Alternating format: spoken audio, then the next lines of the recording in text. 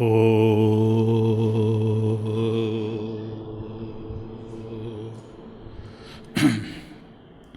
ఓ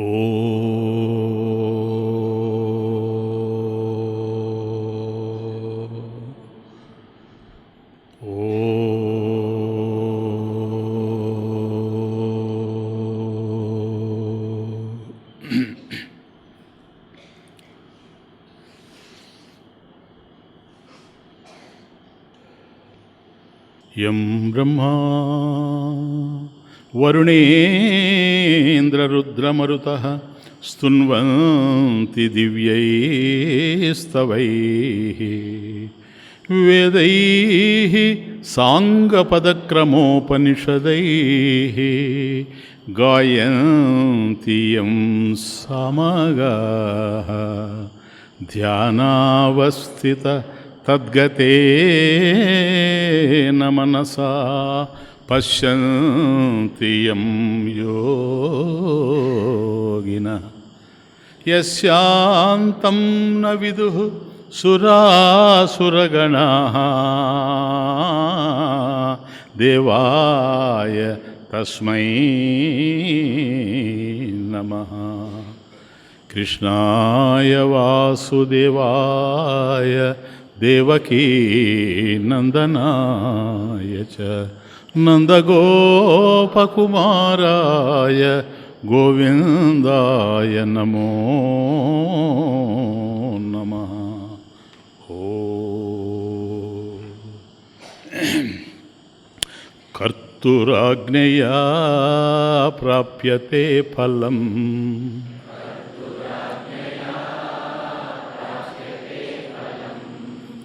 కర్మ కిం పరం కర్మ తజ్జడం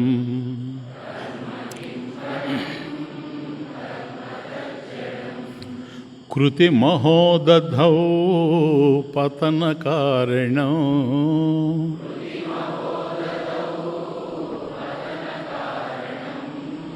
ఫలమశాశ్వతం గతి నిరోధకం ఫలమశాశ్వతం గతి నిరోధకం ఈశ్వరార్పితం నిశ్చయాకృతం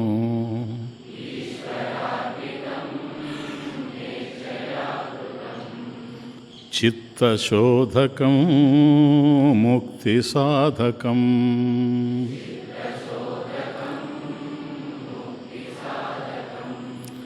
కాయ వాంగ్మనః కార్యముత్తమం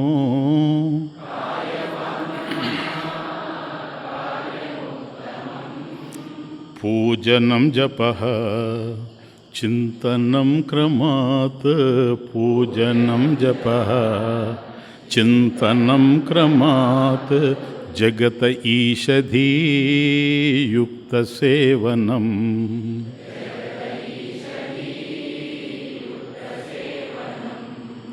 అష్టమూర్తిభృత్ దేవపూజనం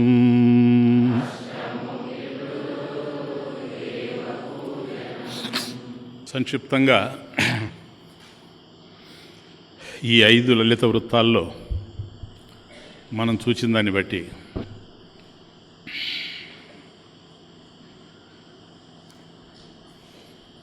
కర్మలు అనేటువంటివి నిరర్థకము అని, కర్మలు ఎలా నిరర్థకమో అవి ఇచ్చేటువంటి ఫలితాలు కూడా ఎట్లా అశాశ్వతమో ఇది మొదట 2 లలిత వృత్తాల్లో మనకు వివరించారు. అది కర్మలని ఖండనం. కాబట్టి ఏవైతే ప్రధానంగా ముముక్షువులైనటువంటి మనం ప్రధానంగా దేన్ని ఆశిస్తూ ఉన్నామో అవి కర్మల ద్వారా లభ్యమయ్యేటువంటి అవకాశం లేదని ఖండనం జరిగింది. ఆ తరువాత చేయదరిగింది కర్మ తప్ప రెండవది లేదు గనక ఈశ్వరార్పితం నిశ్చయాకృతం చిత్తశోధకం ముక్తి సాధకం అని 3వ లలిత వృత్తం నుంచి దాన్ని ఖండనం జరిగిపోయిన తర్వాత మండనం, రెండవది మండనం, దాన్ని అలంకరించుకుంటూ వచ్చాడు. కాబట్టి కర్మలు ఎట్లా నిరర్థకమో అది జరిగింది ఖండనం. ఆ తరువాత మండనం అంటే ఆ కర్మల్ని ఈశ్వరార్పణ బుద్ధితో మనం ఆచరించినప్పుడు అవి ఏ విధంగా మన యొక్క మనసును శుద్ధి చేస్తూ ఉన్నాయి, బుద్ధిని శుద్ధి చేస్తూ ఉన్నాయి, పరోక్షంగా మోక్ష కారణమవుతూ ఉన్నాయి, మోక్ష సాధనలుగా పరోక్ష మోక్ష సాధనగా ఎట్లా అవుతూ ఉందో తెలియజేశాడు. కాబట్టి దీనికి సంబంధించి కర్మలు మనం ఆచరించాలి కనుక 3 రకాలైనటువంటి సాధనలని తెలియజేశాడు. అవి 1 పూజ, 2వది జపం, 3వది ధ్యానం చింతనం. కాయ వాంగ్ మనః కార్యముత్తమం పూజనం జప చింతనం క్రమాత్ వరుసగా. కాబట్టి దేహం ద్వారా చేసేటువంటిది పూజ, వాక్కు ద్వారా చేసేటువంటిది జపము, మనసు ద్వారా చేసేటువంటిది చింతనం లేదా ధ్యానం. ఇవి క్రమాత్ ఉత్తమం. అంటే దేహం ద్వారా చేసేటువంటి పూజ కన్నా వాక్కు ద్వారా చేసేటువంటి జపం శ్రేష్టం, వాక్కు ద్వారా జరిగేటువంటి జపం కన్నా మనసు ద్వారా జరిగేటువంటి ధ్యానం శ్రేష్టం. అంతవరకు మనకు వచ్చింది. ఇప్పుడు పూజ, జపము, ధ్యానం కదా. అయితే పూజ అంటే ఏమిటి అనేది స్టార్ట్ చేసి జగత ఈషదీయుక్త సేవనం. జగత ఈ ప్రపంచం ఏదైతే ఉందో ఈషదీయుక్త, ఈషధి ఈశ్వర బుద్ధి, ధి అంటే బుద్ధి, కాబట్టి ఈశ్వరస్య అంటే భగవంతుడికి సంబంధించినటువంటి ఈశ్వర బుద్ధి. కాబట్టి ఈ ప్రపంచమంతా కూడాను భగవంతుని యొక్క స్వరూపంగా ఉంది అనేటువంటి భావన చేత జగత ఈషధీయుక్త సేవనం. ఈషధీయుక్త అంటే భగవంతుడు ఈశ్వరుడు అనేటువంటి బుద్ధి, దానితో కూడినటువంటి జగత సేవనం. జగత ఈషధీయుక్త సేవనం, ఈషధీయుక్త జగత సేవనం. కాబట్టి ఈ ప్రపంచమంతా ఏదైతే ఉందో ఇది భగవంతుని స్వరూపము అని భావించి సేవ చేయడం ఏదైతే ఉందో ఇది అష్టమూర్తి భృతు దేవ పూజనం. ఇది 8 రూపాలతో కూడినటువంటి అష్టమూర్తి అంటే 8 రూపాలతో కూడినటువంటి భగవంతుణ్ణి ఆరాధించడం అవుతుంది అని అర్థం. కాబట్టి ఈ 8 అంటే పంచభూతాలు, సూర్యుడు, చంద్రుడు, మనం అంటే ఎవడైతే ఆలోచిస్తూ ఉన్నాడో ఆ వ్యక్తి. కాబట్టి ఇక్కడికి 8. ఇవి తప్ప ప్రపంచంలో ఇంకేమీ లేదు విశ్వంలో. కాబట్టి విశ్వాన్ని అంతా కలిపి అష్టమూర్తి రూపంలో పరమేశ్వరుని పూజించడం ఏదైతే ఉందో అది ఉత్తమోత్తమైనటువంటి పూజ అని పూజకి డెఫినేషన్ ఇచ్చాడు. అది పూజ అయిపోయింది. కాబట్టి రమణ మహర్షి యొక్క ఉద్దేశంలో పూజ అంటే ఏది, మనం షోడశకళా పూజ అని రకరకాలుగా చేస్తాం. వీటన్నిటిలో ఏది పూజ అంటే ఈ అష్టమూర్తి భృత్, ఈ 8 మూర్తులతో ప్రకాశించేటువంటి భగవంతుణ్ణి అర్చించడమే నిజమైనటువంటి పూజ. జగత సేవనం అంటే దాని అర్థం ఏంటంటే జగత్తులో ఏది తీసుకున్నా, జగత్తంతా ఎప్పుడైతే పరమేశ్వరుడు అయి ఉన్నాడో జగత్తులో ఏది తీసుకున్నా పరమేశ్వరుడే. ఏ రూపమైనా పరమేశ్వరుడే, ఏ నామమైనా పరమేశ్వరుడే.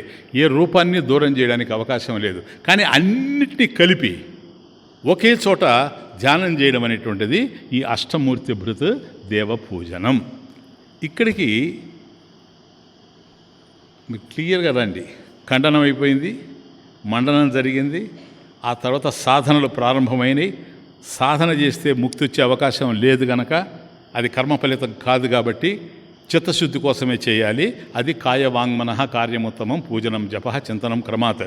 కాబట్టి ఆ పూజన గురించి చెప్పేయడం జరిగింది. ఇంకా మనకు తెలియాల్సింది జప. ఇది సెకండ్ పూజ అయిపోయింది.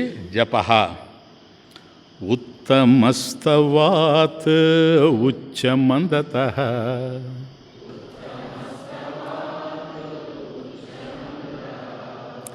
చిత్తజం జప ధ్యానముత్తమం.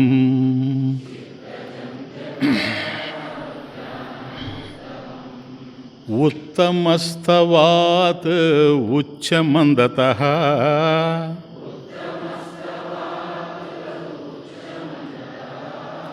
చిత్తజం జప ధ్యానముత్తమం.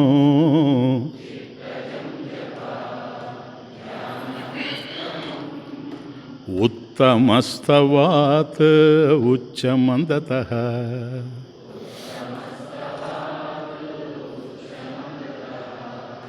చిత్తజం జప ధ్యానముత్తమం.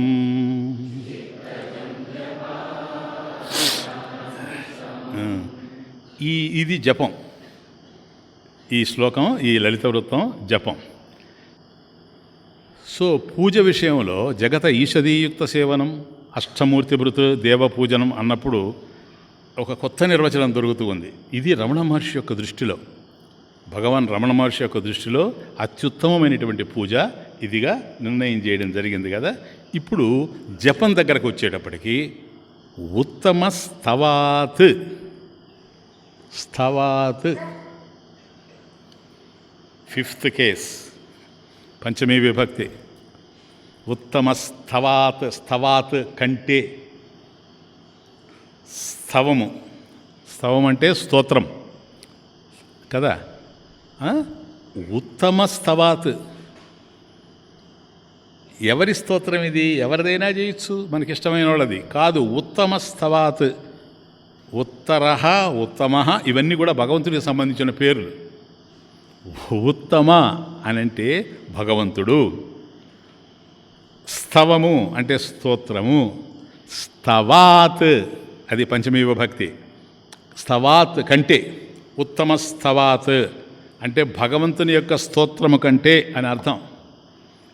కాబట్టి ఉత్తరః అని కానీ అన్నామంటే జన్మ సంసార బంధనాత్ ఉత్తరతీతి ఉత్తరః. ఈ జనన మరణాలు అనేటువంటి సంసార బంధాల నుంచి మనల్ని ఉద్ధరించేటువంటి వాడిని ఉత్తరః అంటారు. ఉత్తమః అనేటప్పటికీ విశ్వస్మాత్ ఉత్కృష్ట ఇది. విశ్వస్మాత్ ఉత్కృష్టః అంటే ఈ ప్రపంచంలో విశ్వం ఏదైతే ఉందో ఈ ప్రపంచంలో విశ్వస్మాత్ ఉత్కృష్ట, సుపీరియర్, అందరికన్నా కూడా మించినటువంటి వాడు, అంతకు మించిన వాళ్ళు మరొకరు లేరు అని అర్థం. అటువంటి వాడు ఉత్తమః. ఉత్తమ స్తవాత్ అటువంటి భగవంతుడికి సంబంధించినటువంటి స్తవాత్, స్తవం ఏదైతే ఉందో, స్తోత్రం ఏదైతే ఉందో ఆ స్తోత్రము కంటే అని అర్థం. స్తవాత్ స్తోత్రము కంటే, ఉచ్చ అంటే ఉత్తమ స్తవాత్. స్తవం అనేది, స్తోత్రం అనేది ఉత్తమమే. రెండు రకాల అర్థం ఇక్కడ. ఉత్తమం అంటే భగవంతుడు, భగవంతుని యొక్క స్తోత్రం, అతడు స్తోత్రమే ఉత్తమమైనటువంటిది. ఎందుకని ఉత్కృష్టమైంది? భగవంతునికి సంబంధించింది కనుక ఉత్కృష్టమైంది. రెండు రకాలుగా మనం తీసుకోవచ్చు. ఉత్తమ స్తవాత్ కాబట్టి స్తోత్రము కంటే కూడాను ఉచ్చ జపం ఇది. ఉచ్చ అంటే బిగ్గరగా చేసేటువంటిది అని అర్థం. చెప్తాను, మీరు క్లియర్గా అర్థం చేసుకోండి, నోట్ చేసుకోండి. అది ఎక్కడెక్కడ సంధి వస్తూ ఉందో అక్కడ ఆబ్లిక్ ఇచ్చుకుంటూ రండి. So that will be clear to you. ఉచ్చ బిగ్గరగా చెప్పడం. మందతః అంటే మెల్లగా చెప్పడం జపం. చిత్తజం కేవలం మనసులోనే చెప్పడం చిత్తం. జపధ్యానం ఉత్తమం. కాబట్టి ధ్యానం అనేటువంటిది ఇక్కడ ఉత్తమంగా కనిపిస్తుంది కనుక ఉత్తమ అంటే భగవంతుడు అని తెలుసుకున్నాం. ఉత్తమ స్తవాత్ భగవంతుని యొక్క స్తోత్రం కంటే, ఇక్కడ భగవంతుడు ఎవరు? ఎప్పుడైతే విశ్వస్మాత్ ఉత్కృష్ట అని అన్నామో, విశ్వంలో ఉత్కృష్టమైనటువంటి వాడు అని అన్నప్పుడే ఈ సృష్టి కారణమైనటువంటి వాడు అని అర్థం. బాగా అర్థం చేసుకోండి. సృష్టి కారణం అయినటువంటి వాడు, సమస్తమైనటువంటి సృష్టికి ఎవడైతే కారణంగా ఉన్నాడో అతని ఇక్కడ ఉత్తమ భగవాన్ ఆయన తెలుస్తూ ఉన్నాడు. ఆయనకి సంబంధించినటువంటి స్తవాత్ స్తోత్రం ఏదైతే ఉందో అది స్తోత్రం కావచ్చు నాయన, లేకపోతే ఇప్పుడు వేద మంత్రాలు కావచ్చు, భజనలు కావచ్చు. ఇప్పుడు భజనలు ఉంటాయనుకోండి, భజనలు కూడా పరమేశ్వరుని గురించి మనం స్తుతించడమే, స్తవం అవుతుంది అది కూడా. అంటే ఆయన్ని స్తుతించడం అనేటువంటిది స్తవం. అంటే భగవంతుడిని ఏమని స్తుతిస్తావు నువ్వు? భగవంతుడిలో ఉండేటువంటి కళ్యాణ గుణాలని స్తుతిస్తావు. కాబట్టి భగవంతుణ్ణి ప్రైజ్ చేయడం అనేటువంటిది లాస్ట్ వీక్ మీకు చెప్పినట్టుగా మన సాధ్యం కాదు అది. ఎందుకంటే మనం అల్పజ్ఞులం, ఆయన సర్వజ్ఞుడు. కాకపోతే శాస్త్రం చెబుతూ ఉంది, మహాత్ములు చెబుతూ ఉన్నారు. కాబట్టి శాస్త్రం ఏదైతే వర్ణించిందో, మహాత్ములు ఏదైతే చెబుతూ ఉన్నారో వాటిని మనం తీసుకొని ఆ స్తోత్రాలని ప్రార్థన చేస్తూ ఉంటాం. భగవంతుడు ఇప్పుడు కోరికలు చూస్తున్నాం, ఇది నిర్విఘ్నంగా కొనసాగాలి అని యం బ్రహ్మ వరుణేంద్ర రుద్రమరుత అంటాం. సరేనా? ఇది మనకు భాగవతంలో ఉంది. దాన్ని తీసుకొని మనం ఇది చేస్తున్నాం. ఎందుకంటే భాగవతంలో ఇది ప్రార్థన, ఇది స్తోత్రం, ఇది స్తవం.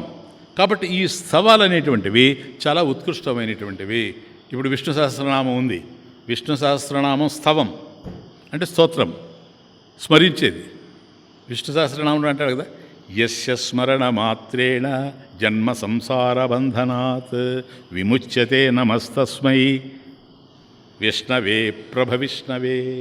విష్ణవే ప్రభ విష్ణవే. కాబట్టి ఈ సృష్టి కారణమైనటువంటి పరమాత్మ విష్ణు వ్యాపనశీలం. ఎక్కడ వ్యాపనశీలం? విశ్వంలోనే వ్యాపనశీలం. కాబట్టి విశ్వస్మాత్ ఉత్కృష్ట, అది ఉత్తమస్తవాత్. కాబట్టి ఈ ప్రపంచంలో ఆయనకన్నా మించినటువంటి ఉత్తముడు ఇంకొకరిని తీసుకొని వచ్చి మనం చూపెట్టలేము, ఉత్కృష్టమైనటువంటి వాడు. కాబట్టి సృష్టి ఎవరైతే చేశారో ఆ సృష్టికర్త కంటే కూడాను ఉత్కృష్టమైనటువంటి వ్యక్తిని మనం చూడలేం కనుక విష్ణవే ప్రభ విష్ణవే ఆయనకి మనం ఎందుకని యస్య స్మరణ మాత్రేన, యస్య ఎవని యొక్క కేవలం స్మరణ అంటే స్తోత్రం, స్తవాత్ ఎవరినైతే మనం స్తుతించడం వలన స్తోత్రం చేయడం వలన యస్య స్మరణ మాత్రేణ జన్మ సంసార బంధనాత్ విముచ్యతే. కాబట్టి జనన మరణ చక్రం అనేటువంటి దీంట్లో పడి తిరుగుతూ ఉన్నాం కదా. కాబట్టి పుట్టడం చావడం ఇవన్నీ కూడాను వీటి నుంచి మనల్ని విముచ్యతే, దాని నుంచి విడుదల చేసేటువంటి వాడు. అందుకని స్తోత్రం చేస్తున్నావు. కాబట్టి స్తోత్రం చేయడం అనేటువంటిది కూడా కర్మ. స్తోత్రం అనేటువంటి కర్మకి ఫలం ఉంది. కర్మ జరిగినప్పుడు ఫలం ఉండాలి. కాబట్టి భగవంతుడిని స్తుతించడం అనేటువంటిది కర్మ. ఆ యొక్క కర్మ ఫలితం ఉండాలి. ఏమిటి ఫలితము? జన్మ సంసార బంధనాత్ ఇస్తదే. కేవలం స్తుతించినంత మాత్రాన జన్మ సంసార బంధాలు తెగిపోయేటువంటి అవకాశాలు ఉన్నాయా? లేవు. కాబట్టి ప్రత్యక్ష సాధనం కాదు మోక్షానికి ఇది. స్తుతి అనేటువంటిది పరోక్ష సాధనం. ఎందుకని పరోక్ష సాధనం? ఇది బుద్ధిని శుద్ధి చేస్తుంది కనుక, బుద్ధిని శుద్ధి చేసి జ్ఞానానికి మార్గాన్ని సుగమం చేస్తుంది కనుక ఇది పరోక్షంగా సాధనమైంది. గుర్తుపెట్టుకుని ఎప్పుడేదంటే అంతే. స్తోత్రాలన్నీ కూడాను, స్తవాలన్నీ కూడాను ఏది మనం స్తుతించినా అవి మన బుద్ధిని శుద్ధి చేయడానికి ఉపయోగపడతాయి తప్ప మోక్షాన్ని ఇచ్చే ప్రశ్న లేదు. నాయన క్లియర్గా ఉండండి, చాలా క్లియర్ కట్గా చెప్తున్నాను నేను. ఎవరేదన్నా చెబితే మీరు వాళ్ళను కన్విన్స్ చేయాల్సిన అవసరం లేదు, కానీ వాళ్ళకి తెలియదని మీరు కామ్గా ఉండండి చాలు. ఎవడైనా సరే నేను ఇది స్తుతించాను అది స్తుతించాను, లేదు విష్ణు సహస్రనామం పారాయణం చేశాను, ఆయన విష్ణు సహస్రనామం పారాయణం చేశాడు, అందువల్ల ఆయన తరించిపోయాడు, ఆయనకి జన్మ విముక్తి కలిగింది, మోక్షం వచ్చిందని చెప్పాడు అనుకోండి, నవ్వుకోండి.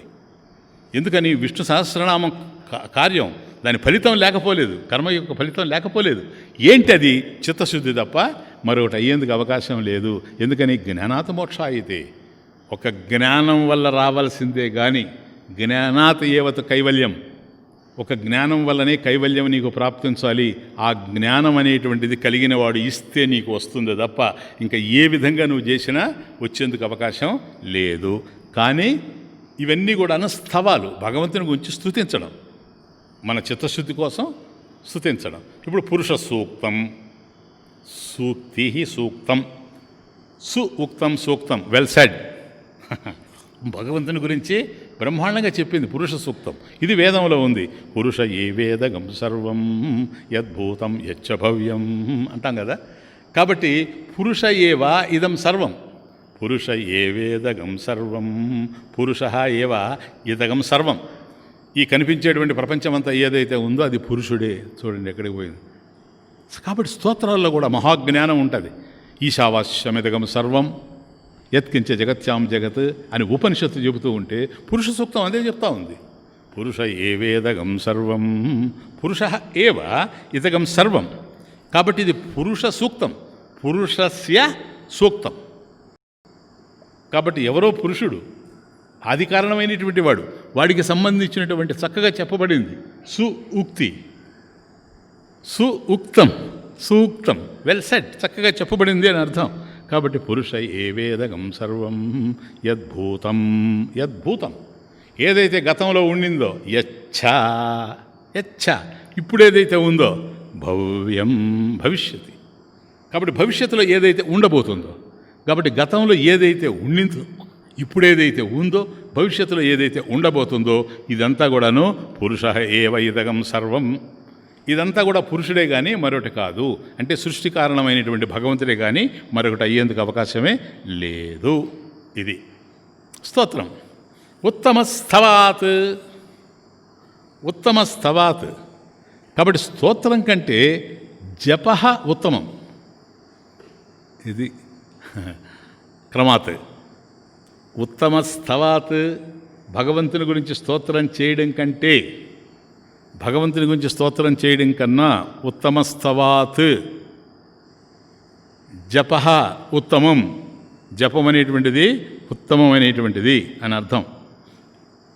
అది కూడా అదే. ఇప్పుడు జపం అనేటువంటిది జపః, జపః, జపః. జప ఇది ద్వే అక్షరే, నమ ఇది ద్వే అక్షరే. ఎట్లాగో నమః అనేది రెండు అక్షరాలు అని వేరువేరుగా వాటి భావం ఎట్లాగైతే చెప్పాడు, జపః ద్వే అక్షరే. కాబట్టి జపం అనేది కూడా రెండు అక్షరాలు, ఒక పదం కాదు, అది రెండు అక్షరాలు. జపః ద్వే అక్షరే. ఎందుకని? జకారో జన్మ విచ్ఛేద. జ ఏం చెప్తూ ఉందంటే జకారో జన్మ విచ్ఛేద. అయ్యా, మనకు ఈ జనన మరణ చక్రం నుంచి విడుదల చేసేదానికి జ అంటే జన్మ విచ్ఛేద. పకార పాపనాశన. కాబట్టి జపః, జకారో జన్మ విచ్ఛేద, పకారో పాపనాశన. జన్మ కర్మ హరో యస్మాత్ తస్మాత్ జప ఇది ఉచ్యతే. జన్మ కర్మ హరో యస్మాత్. కాబట్టి ఈ జన్మని, ఈ జన్మకు కారణమైనటువంటి కర్మని ఏదైతే పోగొడుతూ ఉందో అది జపం గనక తస్మాత్ జపః ఇది ఉచ్యతే. దీన్ని జప అనాల్సి వచ్చింది. కాబట్టి జన్మ విచ్ఛేదం, మళ్ళీ పుట్టే అవకాశం లేకుండా చేస్తుంది. అంటే దాని అర్థం ఏంటి? మోక్షం అని అర్థం. కానీ జపం వల్ల మోక్షం వస్తుంది అనేది నెక్స్ట్ క్వశ్చన్, వస్తాం. సరేనా? జపః జన్మ విచ్ఛేద, పకార పాపనాశన. పాపాలంతా పోతాయి, పాపాలు పోతాయి. అంతవరకు మనం యాక్సెప్ట్ చేయొచ్చు. ఎందుకంటే చిత్తశుద్ధి వస్తూ ఉంది కనుక, పాపాలన్నీ కూడా మనసులోనే ఉంటాయి కనుక మనసులో ఉండేటువంటి పాపాలన్నీ కూడా క్షాళనమైపోతాయి. అంతవరకు ఇట్ ఇస్ ఓకే. పకార పాపనాశన, జకారో జన్మ విచ్ఛేద. ఈ జన్మ విచ్ఛేదం అనేటువంటిది మోక్షం. కాబట్టి ఇక్కడ ఏంటంటే చిత్తశుద్ధి జరుగుతుంది జపం వల్ల కూడాను. ఇది కూడా పరోక్ష మోక్ష సాధనం, పరోక్ష మోక్ష సాధనం. ఎందుకని? చిత్తశుద్ధి లేకపోతే జ్ఞానం వచ్చేందుకు అవకాశం లేనే లేదు గనక. కాబట్టి చిత్తశుద్ధిని జపం ఇస్తూ ఉంది కనుక ఇది అంత గొప్పది, అంత పవిత్రమైనటువంటిది. కాబట్టి పవిత్రమైన వాడు భగవంతుడు. అటువంటి భగవంతుడే చెప్పాడు, యజ్ఞానాం జపయజ్ఞోస్మి. యజ్ఞాలలో నేను జపయజ్ఞం అయ్యున్నానని విభూతి యోగంలో భగవద్గీతలో చెప్పాడు కనుక ఈ జపం అనేటువంటిది అంత శ్రేష్టమైనటువంటిది. ఇప్పుడు ఆ జపంలో ఉండేటువంటి స్టేజెస్ మనం చూస్తున్నాం. ఏ విధంగానే ఉత్తమ స్తవాత్ ఉచ్చ. ఉచ్చ అంటే ఉచ్చ జప. ఉచ్చ అంటే ఉచ్చ జప.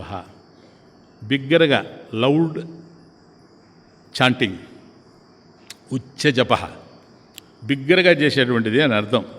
ఉత్తమ స్తవాత్, ఈ భగవత్ స్తోత్రం కంటే కూడాను స్తోత్రం శ్రేష్టమైంది, ఉత్తమమైంది. కానీ దానికంటే కూడాను ఉత్తమ స్తవాత్ ఉచ్చ. ఉచ్చ అంటే బిగ్గరగా, ఉచ్చ అంటే బిగ్గరగా.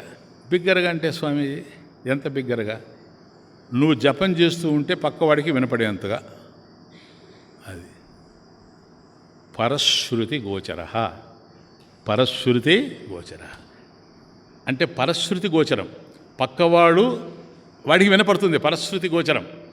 నువ్వు చెప్పేటువంటిది ఏదో, ఇప్పుడు ఓం నమో నారాయణాయ అన్నావనుకో జపం, ఓం నమ శివాయ, ఓం నమో భగవతే వాసుదేవాయ, ఇది పరశ్రుతి గోచరం. కాబట్టి ఆ పక్కనుంటాడే వాడికి కూడా వినపడుతుంది. ఇది ఉచ్చ. కాబట్టి స్తోత్రం కంటే ఉచ్చ జపం ఉత్తమం, ఓకే, శ్రేష్టం. సరేనా? నెక్స్ట్ చూడండి, ఉత్తమ స్తవాత్ ఉచ్చ అంటే ఉచ్చ అంటే ఉచ్చ జపాత్. ఆ పంచమి దాన్ని కంటిన్యూ చేసుకుంటూ పోవాలి. ఉచ్చ జపాత్, ఆ బిగ్గరగా చేసేటువంటి జపం ఏదైతే ఉందో, ఏది పరశ్రుతి గోచరంగా ఇతరులకు కూడా వినపడేటట్టుగా నువ్వు చెప్పేటువంటి జపం ఏదైతే ఉందో, ఉచ్చ జపాత్ మందజప ఉత్తమం. మందజప ఉత్తమస్తవాత్ ఉచ్చ. ఉచ్చ తర్వాత మంద అంటే మందత జపం, మంద జపం అని అర్థం.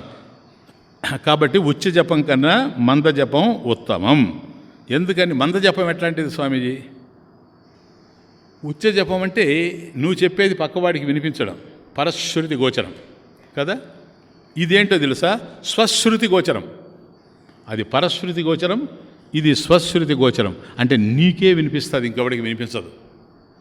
ఊరికి వాడి పెదవులు కదులుతూ ఉంటాయి, చేతిలో జపమాలు ఉంటుంది, వాడి పెదవులు కదులుతూ ఉంటాయి. అప్పుడు మనం అనుకుంటాం ఏదో చెప్తున్నాడని, కానీ అది మాత్రం నీకు వినిపించదు. దీన్ని మంద జపం అంటారు. కాబట్టి ఉచ్చ జపం అంటే నువ్వు చెప్పేటువంటి జపం ఇతరులకు కూడా వినిపించగలిగేటువంటి పరిస్థితిలో ఉన్నప్పుడు అది ఉచ్చ జపము, లౌడ్ చాంటింగ్. అదే నీకు మాత్రమే వినిపించి ఇతరులకు వినిపించినప్పుడు మంద జపము. క్లియర్ నైనా? ఉత్తమస్తవాత్ ఉచ్చ మందత చిత్తజం జప. ఆ తర్వాత ఏంటో తెలుసా? ఉచ్చ జపం అయిపోయింది కదా, ఉచ్చ జపాత్ మంద జప ఉత్తమం. మందత జపాత్, ఆ మంద జపం కంటే కూడాను, ఆ పంచమి దాన్ని లాక్కుంటూ పోవాలి, కంటే కంటే కంటే వలనను కంటెని పట్టి, సరేనా? జపాత్ మందత జపాత్ చిత్తజం జప ఉత్తమం. కాబట్టి స్వశ్రుతి గోచరం కూడా కాదు ఇది. ఉచ్చ జపమేమో పక్కవాడికి వినపడుతుంది, మంద జపమేమో మనకే వినపడుతుంది, చిత్తజం జపమేమో మనసులోనే నడుస్తూ ఉంటుంది. అందువల్ల నేను ధ్యానం క్లాసులో మీకు చెప్తుంటాను చూడండి, మీ పెదవులు కదలకూడదు, మీ నాలుగు కదలకూడదు. ఇదంతా ఎందుకంటే మనసులో జరుగుతూ ఉంది కనుక శబ్దం కూడా బయటికి రాకూడదు అని చెప్తూ ఉంటాను. అది చిత్తజం జప అంటే కేవలం మనసులోనే జరుగుతుంది జపం, ఇంకొక చోట కానే కాదు. ఇది మనం జపమాల పట్టుకొని చేస్తే జపం అవుతుంది. జపమాల కూడా లేకుండా ఆ మనసులో అట్లాగే నిలబడిపోతే జపయేవ ధ్యానం, జపమే ధ్యానంగా మారిపోతుంది. కనుక జప లీడ్స్ టు ధ్యాన. కాబట్టి జపం చేస్తూ ఉంటావు మనసులో, చిత్తజం జప, ధ్యానం ఉత్తమం. కాబట్టి జపయేవ ధ్యానం. కాబట్టి ఈ జపమే ధ్యానానికి మనల్ని తీసుకుపోతూ ఉంటుంది. కాబట్టి ఎప్పుడు మనసు అనేటువంటిది, మనసులో ధ్యానం చేసేటప్పుడు చిత్తజం జపం, మనసు నామరూపాలతో నిండి ఉంటుంది. నీకు ఏది మనసులో ఏ ఆలోచన వచ్చినా అది రూపంగానే రావాలి, నామంగానే రావాలి, ఇంకొక విధంగా వచ్చేందుకు అవకాశం లేదు. ఇప్పుడు నువ్వు జపం చేస్తూ ఉన్నావు, కుండ స్టాక్ ఎగ్జాంపుల్ మనకు, ఘటహ కుండ అనే భావన వచ్చిందనుకోండి, మీకు కుండ కనపడుతుందే లేదా? కాబట్టి కుండ అనేటువంటి ఆలోచన వచ్చినప్పుడు ఆ నామం ఎప్పుడైతే నీ మనసులో కదిలిందో దాని రూపం కూడా కుండ ఏ విధంగా ఉంటుందో కనపడుతుంది. మరి జపం చేసేటప్పుడు ఓం నమ శివాయ, ఓం నమ శివాయ, ఓం నమ శివాయ. ఇక్కడ కుండ అన్న తరువాత అది చాలా ఆలోచనలకు దారితీసే అవకాశం ఉంటుంది. మనసులో కుండ అని వచ్చిందనుకోండి, బాగా అర్థం చేసుకోండి, ఇక్కడ నుంచి సాధన. ఇప్పుడు కుండ అని రాగానే అవును మొన్న మన కుండ బయలిపోయింది కదా అని వస్తుంది. మన కుండ ఎందుకు బయలింది అని, ఆ చిన్నపిల్లడు ఎత్తేసాడు కదా అని, వాడికి ఇదే పని ఎప్పుడు వేస్తాడు. నా వాచి కూడా అట్లాగే వేశాడు, ఎప్పుడు పలానప్పుడు. ఇక అట్లా పోతుంది కనెక్షన్, ఒకదానికి ఒకటి కనెక్షన్ ఉంటుంది. కానీ జపంలో నో కనెక్షన్ సార్. కనుక ఆలోచనలో నీకు తర్వాత వచ్చేటువంటి ఆలోచన నీకు తెలియదు. ఇప్పుడు నేను మాట్లాడుతున్నా, నేను ఉపన్యాసం చెబుతున్నాను, ప్రవచనం చేస్తున్నాను అని నాకు తెలుసు, మీకు తెలుసు. కానీ స్వామీజీ ఇక 2 నిమిషాల్లో మీరు ఏం మాట్లాడతారో ఆ సెంటెన్స్ చెప్పండి అంటే నేను చెప్పలేను. ఉపన్యాసం చెప్పగలను, ఎందుకంటే ఉపన్యాసానికి సంబంధించినటువంటి విషయం నా దగ్గర ఉంది కనుక ఆ విషయాన్ని నేను మీకు విపులీకరించగలను. అంతేగాని కరెక్ట్గా నువ్వు 2 నిమిషాల తర్వాత ఏ వాక్యం చెప్పబోతావో చెప్పు అంటే నేను చెప్పలేను. కాబట్టి తర్వాత వచ్చేటువంటి ఆలోచన ఏదో నెక్స్ట్ థాట్ అది నాకు తెలియదు. కానీ జపంలో ఏంటో తెలుసా, ఎంత నిగ్రహమో చూడండి. జపంలో నెక్స్ట్ ఏమొస్తుంది చెప్పేయచ్చు, చెప్పలేమా? ఓం నమో నారాయణాయ, నెక్స్ట్ ఓం నమో నారాయణాయ, నెక్స్ట్ ఓం నమో నారాయణాయ, నెక్స్ట్ ఫినిష్. కాబట్టి ఏదైతే మనం జపం చేస్తున్నామో అదే మళ్ళీ మళ్ళీ రావడం వల్ల ఆ చేసేటువంటి జపం భగవన్నామం గనక, భగవన్నామం పవిత్రమైంది గనక, పవిత్రమైనటువంటి భగవన్నామం నీ మనసులో నడుస్తూ ఉంటే నీ మనసు కూడా పవిత్రమవుతుంది. కాబట్టి జపంలో ఏం జరుగుతుంది? పకారహ పాపనాశన అంటే నిరంతరం ఇది పోవడం వల్ల పవిత్రం అవుతూ ఉంటే పాపాలన్నీ కూడా క్షీణించిపోతాయి. పాపాలంటే ఏం లేదు, రాగద్వేషాలే. అవి క్షీణిస్తే చాలు, వాటితోనే ఉండేది ప్రపంచం అంతా. రాగద్వేషాలే పాపాలు. తపోభిహి క్షీణ పాపానం. కాబట్టి తపస్సు చేత పాపాలంతా మనం పోగొట్టుకోవాలి. అట్లాగే ఇక్కడ పకారహ పాపనాశన. కాబట్టి ఎప్పుడైతే పవిత్రమైందో, పవిత్రమైనటువంటి భగవన్నామం ఎప్పుడైతే మన మనసులో నడుస్తూ ఉందో అది మన మనసును పవిత్రం చేస్తూ పోతుంది. కాబట్టి 2 కార్యాలు ఇక్కడ జరిగిపోతూ ఉన్నాయి. ఏంటంటే జపంలో పదే పదే అదే చెప్తూ ఉన్నావు కనుక నీకు ఏకాగ్రత, అనేకాగ్రత లేదు. ఏది కుండ అనగానే అనేక విషయాలు జ్ఞాపకం వచ్చినట్టుగా ఒక వస్తువు మీద పోయినప్పుడు, ఒక నామం మీద పోయినప్పుడు అనేక విషయాలు జ్ఞాపకం వచ్చినట్టుగా ఇక్కడ వచ్చేందుకు అవకాశం లేదు కనుక నీకు ఏకాగ్రత వస్తుంది జపం వల్ల. నెంబర్ 1 ఏకాగ్రత వచ్చిన తరువాత అది భగవన్ నామం గనక, పరమ పవిత్రమైంది కనుక, మంగళానాంచ మంగళం. అటువంటి పవిత్రమైనటువంటి నామాన్ని చెప్పడం వల్ల బుద్ధి కూడాను పవిత్రమవుతా ఉంది. ఇది చిత్తశుద్ధి, ఇది చిత్తశుద్ధి. బుద్ధి కూడా శుద్ధి పడుతూ ఉంది అని అర్థం. కాబట్టి సంకల్ప ప్రవాహం లేకుండా అది ఆగిపోయి కేవలం భగవన్నామాన్నే మనం చేస్తూ పోతాము. కాబట్టి మన బుద్ధిలో నేను జపం యొక్క వైశిష్టం ఏంటంటే, బుద్ధిలో జపం నడుస్తూ ఉందనుకోండి, ఓం నమః శివాయ, ఓం నమః శివాయ, ఓం నమః శివాయ. ఇది నీ మనసులో జరుగుతూ ఉంది కదా. నీకు తెలుసా తెలియదా? ఇది తెలుసు. ఓం నమః శివాయ, ఓం నమః శివాయ. ఒకసారి నేను పంచాక్షరి చెప్పి రెండవసారి పంచాక్షరి చెప్పేటప్పటికి ఇన్ బిట్వీన్ ఏముంది? మధ్యలో ఏముంది? చెప్పండి, పర్వాలేదు. కుక్క ఉందని చెప్పండి, ఏమైంది? నిశ్శబ్దమా? ఏమా? నిశ్శబ్దం అయితే ఆ నిశ్శబ్దం ఉంది అనేదానికి సాక్షి ఎవరు? యువర్ నువ్వే కదా సాక్షి. నిశ్శబ్దానికి సాక్షి అయినప్పుడు నామానికి సాక్షి ఎవరు? నామం కూడా నడుస్తుంది కదా. నామం నిశ్శబ్దం, నామం నిశ్శబ్దం. నిశ్శబ్దానికి సాక్షి ఉన్నట్టుగా నువ్వు యాక్సెప్ట్ చేస్తూ ఉన్నావు కనుక విట్నెస్ నువ్వే. 2 నామాల మధ్య ఒక నిశ్శబ్దం ఉంది, ప్రశాంతత ఉంది, సైలెన్స్ ఉంది అనేది దానికి ఎవరు సాక్షి అంటే నువ్వే సాక్షి. ఎప్పుడైతే మధ్యలో వచ్చేటువంటి నిశ్శబ్దానికి నువ్వు సాక్షి అయ్యావో, మధ్యలో ఏది మధ్య?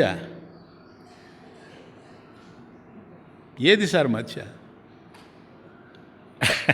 2 మంత్రాల మధ్య నిశ్శబ్దం ఏదైతే ఉందో అది మధ్య అంటున్నావు. నేనంటున్నా 2 నిశ్శబ్దాల మధ్య. Come on tell me. ఇప్పుడు ఏది మధ్య? See the point. కాబట్టి ఏది మధ్య అనేది ఇప్పుడు నాకు విషయం కాదు. నామం వస్తే జపం జరుగుతూ ఉండేటప్పుడు నేను సాక్షిని, విశ్రాంతి ఉండేటప్పుడు నిశ్శబ్దంలో నేను సాక్షిని. కాబట్టి మంత్రము, నిశ్శబ్దము, సాక్షిని, మళ్ళీ మంత్రము సాక్షిని, నిశ్శబ్దము సాక్షిని. మంత్రం ఉండేటప్పుడు నిశ్శబ్దం ఉండకపోవచ్చు, నిశ్శబ్దం ఉండేటప్పుడు మంత్రం ఉండకపోవచ్చు. అవునా? మంత్రం లేకుండా ఉన్నప్పుడు దాన్ని నిశ్శబ్దం అని నువ్వు అంటావు. మంత్రం ఉన్నప్పుడు నిశ్శబ్దం లేదు కదా నాయన. మంత్రం ఆగితే నీకు నిశ్శబ్దం తెలుస్తుంది. నిశ్శబ్దం మళ్ళీ బ్రేక్ అయితే మంత్రం స్టార్ట్ అవుతుంది. కాబట్టి మంత్రం ఉండేటప్పుడు నిశ్శబ్దం లేదు, నిశ్శబ్దం ఉండేటప్పుడు మంత్రం లేదు. కానీ సాక్షి ఎక్కడ లేకుండా లేదు.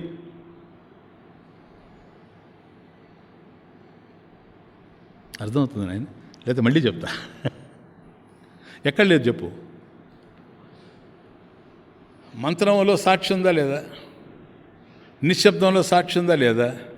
కాబట్టి సాక్షి ఉండేటువంటి చోట నిశ్శబ్దం లేకపోవచ్చు, నిశ్శబ్దం ఉండేటువంటి చోట సాక్షి లేకపోవచ్చు, ఇది మన మంత్రం లేకపోవచ్చు. కాబట్టి మంత్రము నిశ్శబ్దము, thought silence, thought silence, thought silence, ఇవి ఒకటి ఉన్నప్పుడు ఒకటి లేకుండా పోతున్నాయి. కానీ సాక్షి మాత్రం విట్నెస్. ఇది మంత్రము అనేదానికి సాక్షి ఉంది, ఇది నిశ్శబ్దము అనేదానికి సాక్షి ఉంది. ఎప్పుడుంది? మంత్రం నడిచేటప్పుడు సాక్షి ఉంది, నిశ్శబ్దంగా ఉన్నప్పుడు సాక్షి ఉంది. కాబట్టి సాక్షి ఎప్పుడూ ఉంది, ఆల్వేస్. జపం ఆగిందే, అక్కడ శాంతి. జపం ఆగితే మధ్యలో ప్రశాంతత వస్తూ ఉంది కదా. మంత్రం ఆగింది, అక్కడ నిశ్శబ్దం వస్తూ ఉంది కదా, సాక్షి ఉంది. జపం జరుగుతుంది, సాక్షి ఉంది. కాబట్టి మంత్రం వచ్చినప్పుడు సాక్షి ఉంది, విశ్రాంతి ఉన్నప్పుడు సాక్షి, ఇన్ బిట్వీన్ సాక్షి ఉంది. అంటే సాక్షి ఎప్పుడూ ఉంది, సాక్షి ఎప్పుడూ ఉంది. ఆ సాక్షి ఎవరు? త్వమేవా. ద పాయింట్ ఈజ్ త్వమేవ, నువ్వే సార్ సాక్షి. వచ్చిపోయేవి పోతాయి, వచ్చిపోయేవి పోతాయి. కాబట్టి మంత్రం ఉంది, నిశ్శబ్దం ఉంది, మంత్రం పోయింది, నిశ్శబ్దం పోయింది, నువ్వు మాత్రం పోలేదు. ఎందుకంటే నువ్వు సాక్షివై ఉన్నావు కనుక. జపం సాగితే సాక్షి, జపం ఆగితే సాక్షి.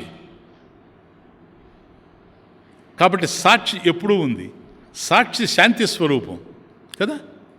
శాంతి స్వరూపమైనటువంటి సాక్షికి జపం జరిగినా జరగకపోయినా ఆ శాంతికి భగ్నం లేదు. అది అంగనాం అంగనాం అంతరే మాధవ. కాబట్టి గోపిక మధ్యలో పరమాత్మ, శ్రీకృష్ణ పరమాత్మ. అట్లాగే ఆలోచన మధ్యలో సాక్షి. రెంటికి నడుమ చోటున్నది, దాటే వారికి అది తెలిసి మది నిలిపి. అది ఎక్కడ మది నిలిపి? ఆ మంత్రం మీద కాదు, నిశ్శబ్దం మీద కాదు, రెంటికి ఆధారంగా ఏ సాక్షి అయితే ఉందో, రెంటికి నడుమ చోటున్నది, దాటే వారికి అది తెలిసి మది నిలిపి తాటిరి పెద్దలు ఆవలికి. ఆ సాక్షి, ఆల్ విట్నెస్, సర్వసాక్షి, అది నీవే అని తెలుసుకున్న తర్వాత నువ్వు దాన్ని దాటేయడం జరుగుతూ ఉంది. కాబట్టి ఆత్మ శాంత, ఆత్మ శాంత.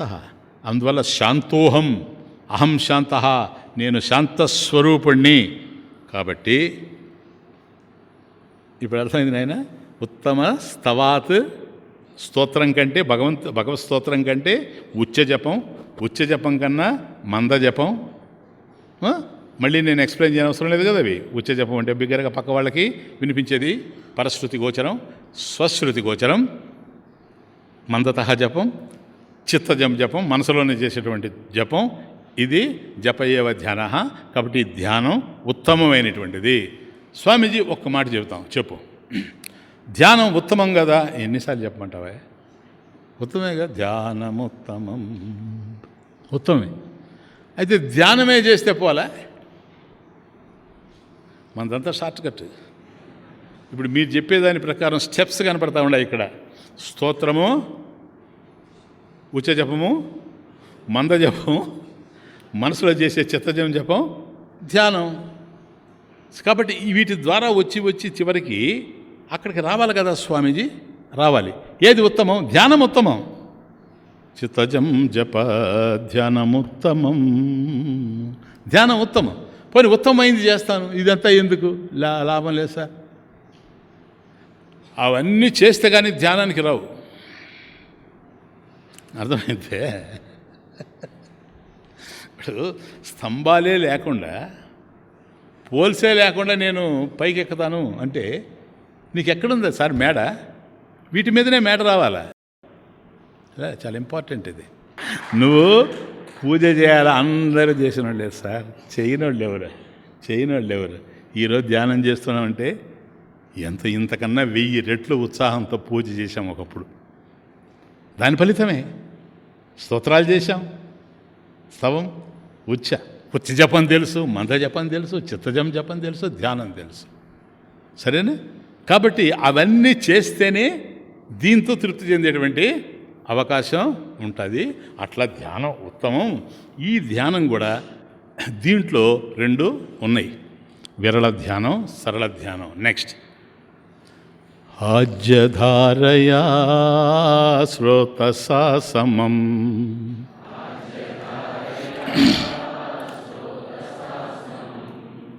సరళ చింతనం విరళతః పరం.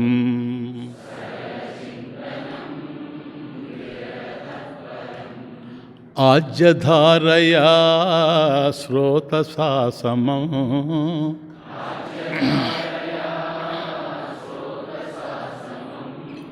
సరళ చింతనం విరళతః పరం.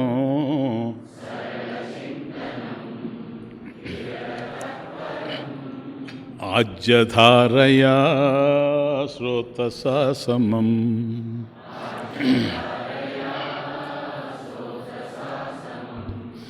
సరళ చింతనం విరళతః పరం.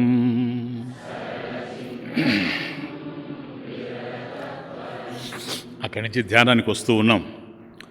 ఆజ్యధారయా శ్రోతసా సమం సరళ చింతనం విరళతః పరం.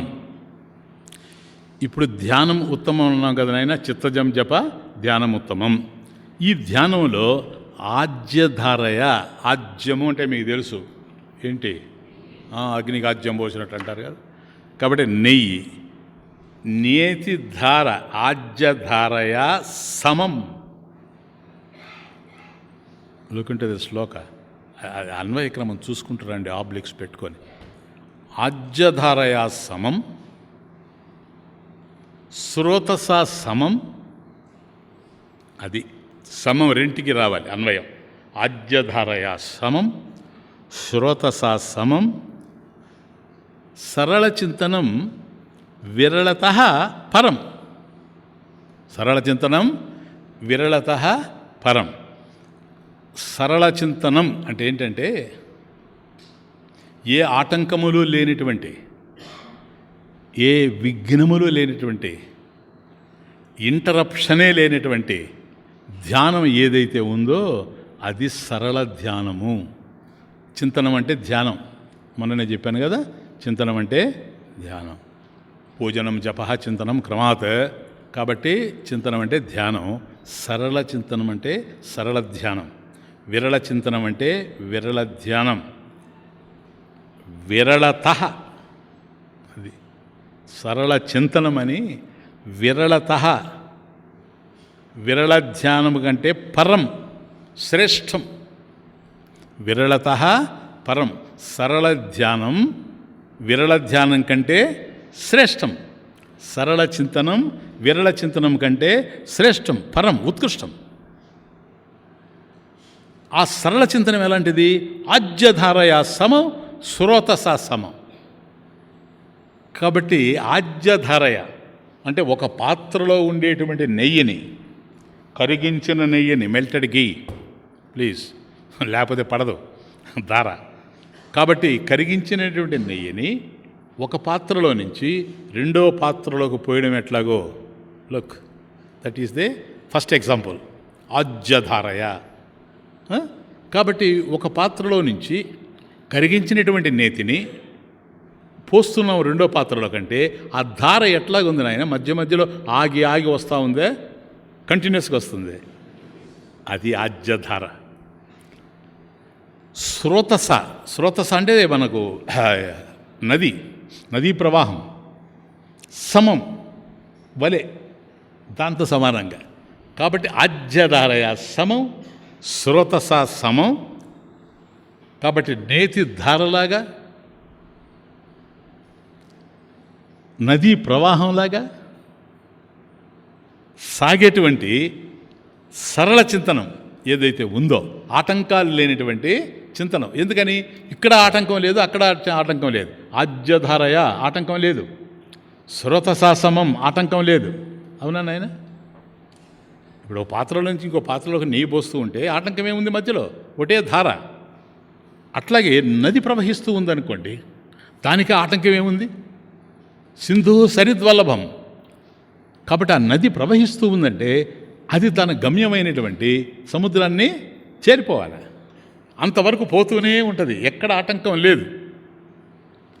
ఆ విధంగా ఉండేటువంటిది సరళ ధ్యానం. మనలో ఇంటరప్షనే లేకుండా ఉండాలి ధ్యానం చేసేటప్పుడు. అదే అంటారు కదా మన వాళ్ళు, ధ్యానం క్లాసెస్ వచ్చి నా మనసు నిలబడడం లేదు స్వామీజీ, నా మనసు నిలబడడం లేదు. అదే కదా ఇది.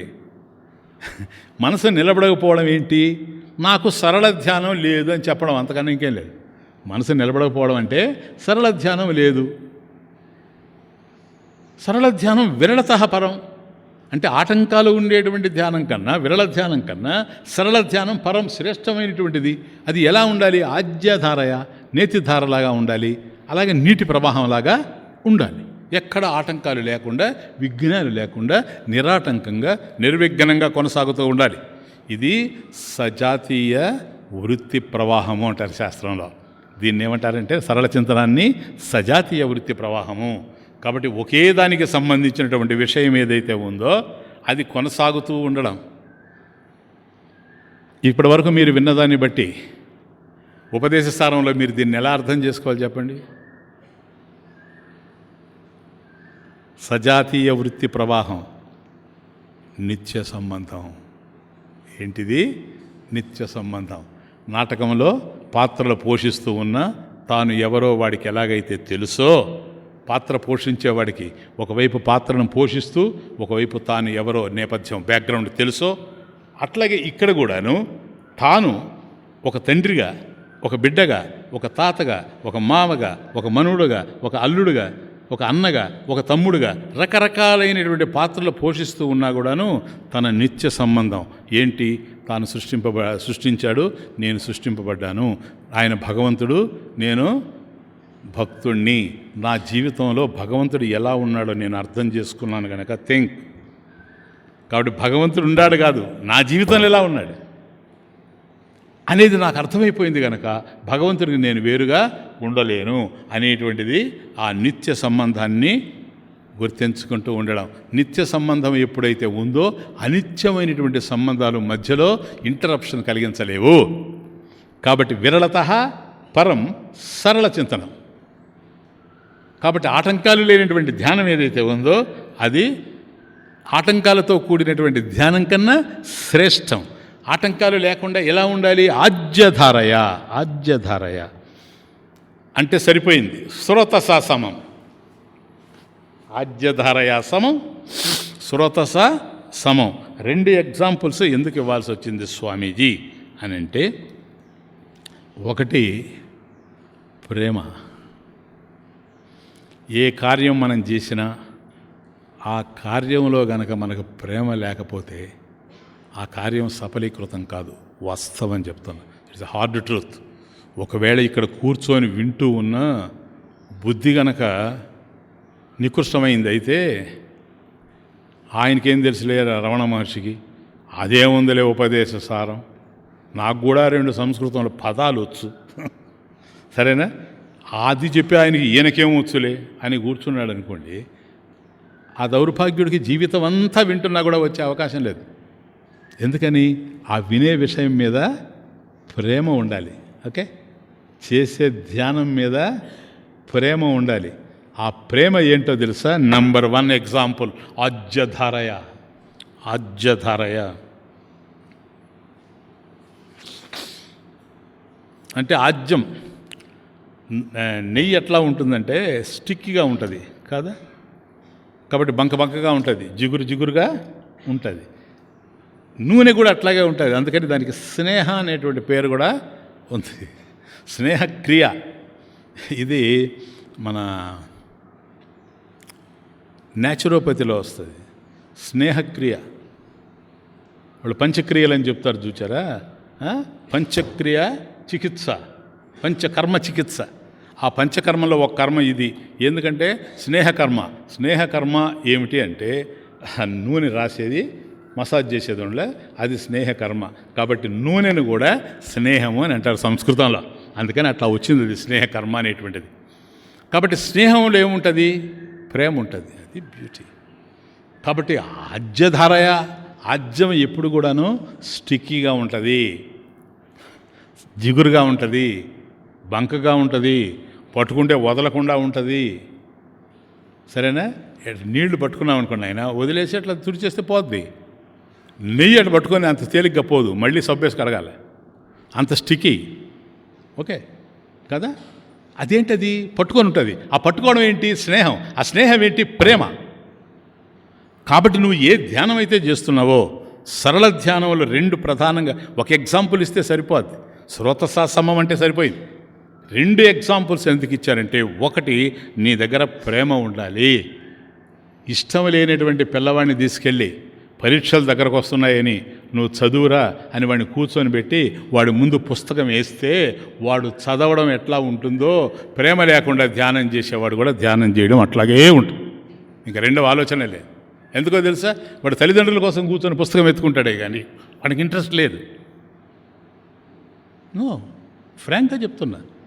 నువ్వు ఉపనిషత్తు చదువు, నువ్వు భగవద్గీత చదువు, లేకపోతే నువ్వు ఇది చదువు అది చదువు అని నాకెవ్వరూ చెప్పలేదు. చిన్నప్పుడు చెప్పే అవకాశం కూడా లేదు. ఏదో పిల్లవాడిని హై స్కూల్ పంపించాం, చదువుకుంటున్నాడు అనేటువంటి అభిప్రాయంలో ఉన్నారే కానీ ఆ పుస్తకాల మధ్యలో భగవద్గీత కూడా ఒకటి ఉందని, ఎప్పుడు ఇదే చదువుతూ ఉంటాడు అవి చదవడని వాళ్ళకి తెలియదు. అర్థమవుతుంది? కాబట్టి నువ్వు ఇది చదువు అని చెప్పలేదు. ప్రేమ లేనివాడిని చదవమన్నా వాడు చదవలేడు, ప్రేమ ఉండేవాడిని ఆపాలనుకున్నా ఆపలేం. ఎప్పుడు అదే. అందువల్ల ఆజ్యధారయ. కాబట్టి అది ఎట్లాగైతే జిగురుగా పట్టుకుంటుందో అట్లాగే భగవంతుడి మీద మన మనసు కూడా ఎప్పుడు ఆ విధంగానే లగ్నమవుతూ ఉండాలి. అది ఆజ్యధారయ. సరేనా? నదీ ప్రవాహం. ఇది చూడండి, ఇది రెండో ఎగ్జాంపుల్. అద్భుతం రాసినవాడు రమణ మహర్షి. ఆజ్యధారయ అంటే నీకు ప్రేమ ఉండాలి. ఇప్పుడు ధ్యానానికి కూర్చొని కూడా కొందరు బలి విచిత్రంగా, నేను చెప్తాను తప్పు నాయన అట్లా చేయబాకండి. ఒకసారి జరిగింది, ఒక చోట ఒక ఇంట్లో కూర్చొని ఉన్నాడు. ఆ ఇంటి టిఫిన్ తీసుకెళ్ళాను నన్ను. అయిపోయింది స్వామిజీ కూర్చొని ఒక 10 నిమిషాలు ధ్యానం చేసి వచ్చేస్తా, ఒక 5 నిమిషాలు. నేను తర్వాత ఆయనతో చెప్పాను, టైం ఉన్నప్పుడు. నిన్ను ఎవరు చేయమన్నారయ్యా? నీకు టైం ఉన్నప్పుడే ధ్యానం చేయి. సరేనా? అట్లా పరిగెత్తుకుంటూ పోయి నువ్వు ధ్యానం చేయాల్సినటువంటి అవసరం ఏముంది? కాబట్టి దాని మీద నీకు ప్రేమ ఉండాలి. ప్రేమ ఉన్నప్పుడు ఎంతకాలం చేస్తావో తెలియదు. రెండవది శ్రోతసాసమం, నదీ ప్రవాహం. నది ప్రవహిస్తూ ఉందంటే దాంట్లో ఏమన్నా ప్రయత్నం ఉందని ఆయన ఏమో ఎఫర్ట్లెస్ అనుకుంటున్నాను నేను. I right? అలా పోతుంది, నిబద్ధత పోతానే ఉంది. సపోజ్ మధ్యలో ఏదైనా ఒక గుట్ట వచ్చిందనుకోండి, ఆగుతుంది నది? పోతుంది. ఆ గుట్టంతా పేర్చుకుంటూ పోతుంది నీళ్ళతో. ఆ తరువాత ఓవర్ఫ్లో అవుతుంది. ఓవర్ఫ్లో మళ్ళీ అక్కడి నుంచి కదులుతుంది.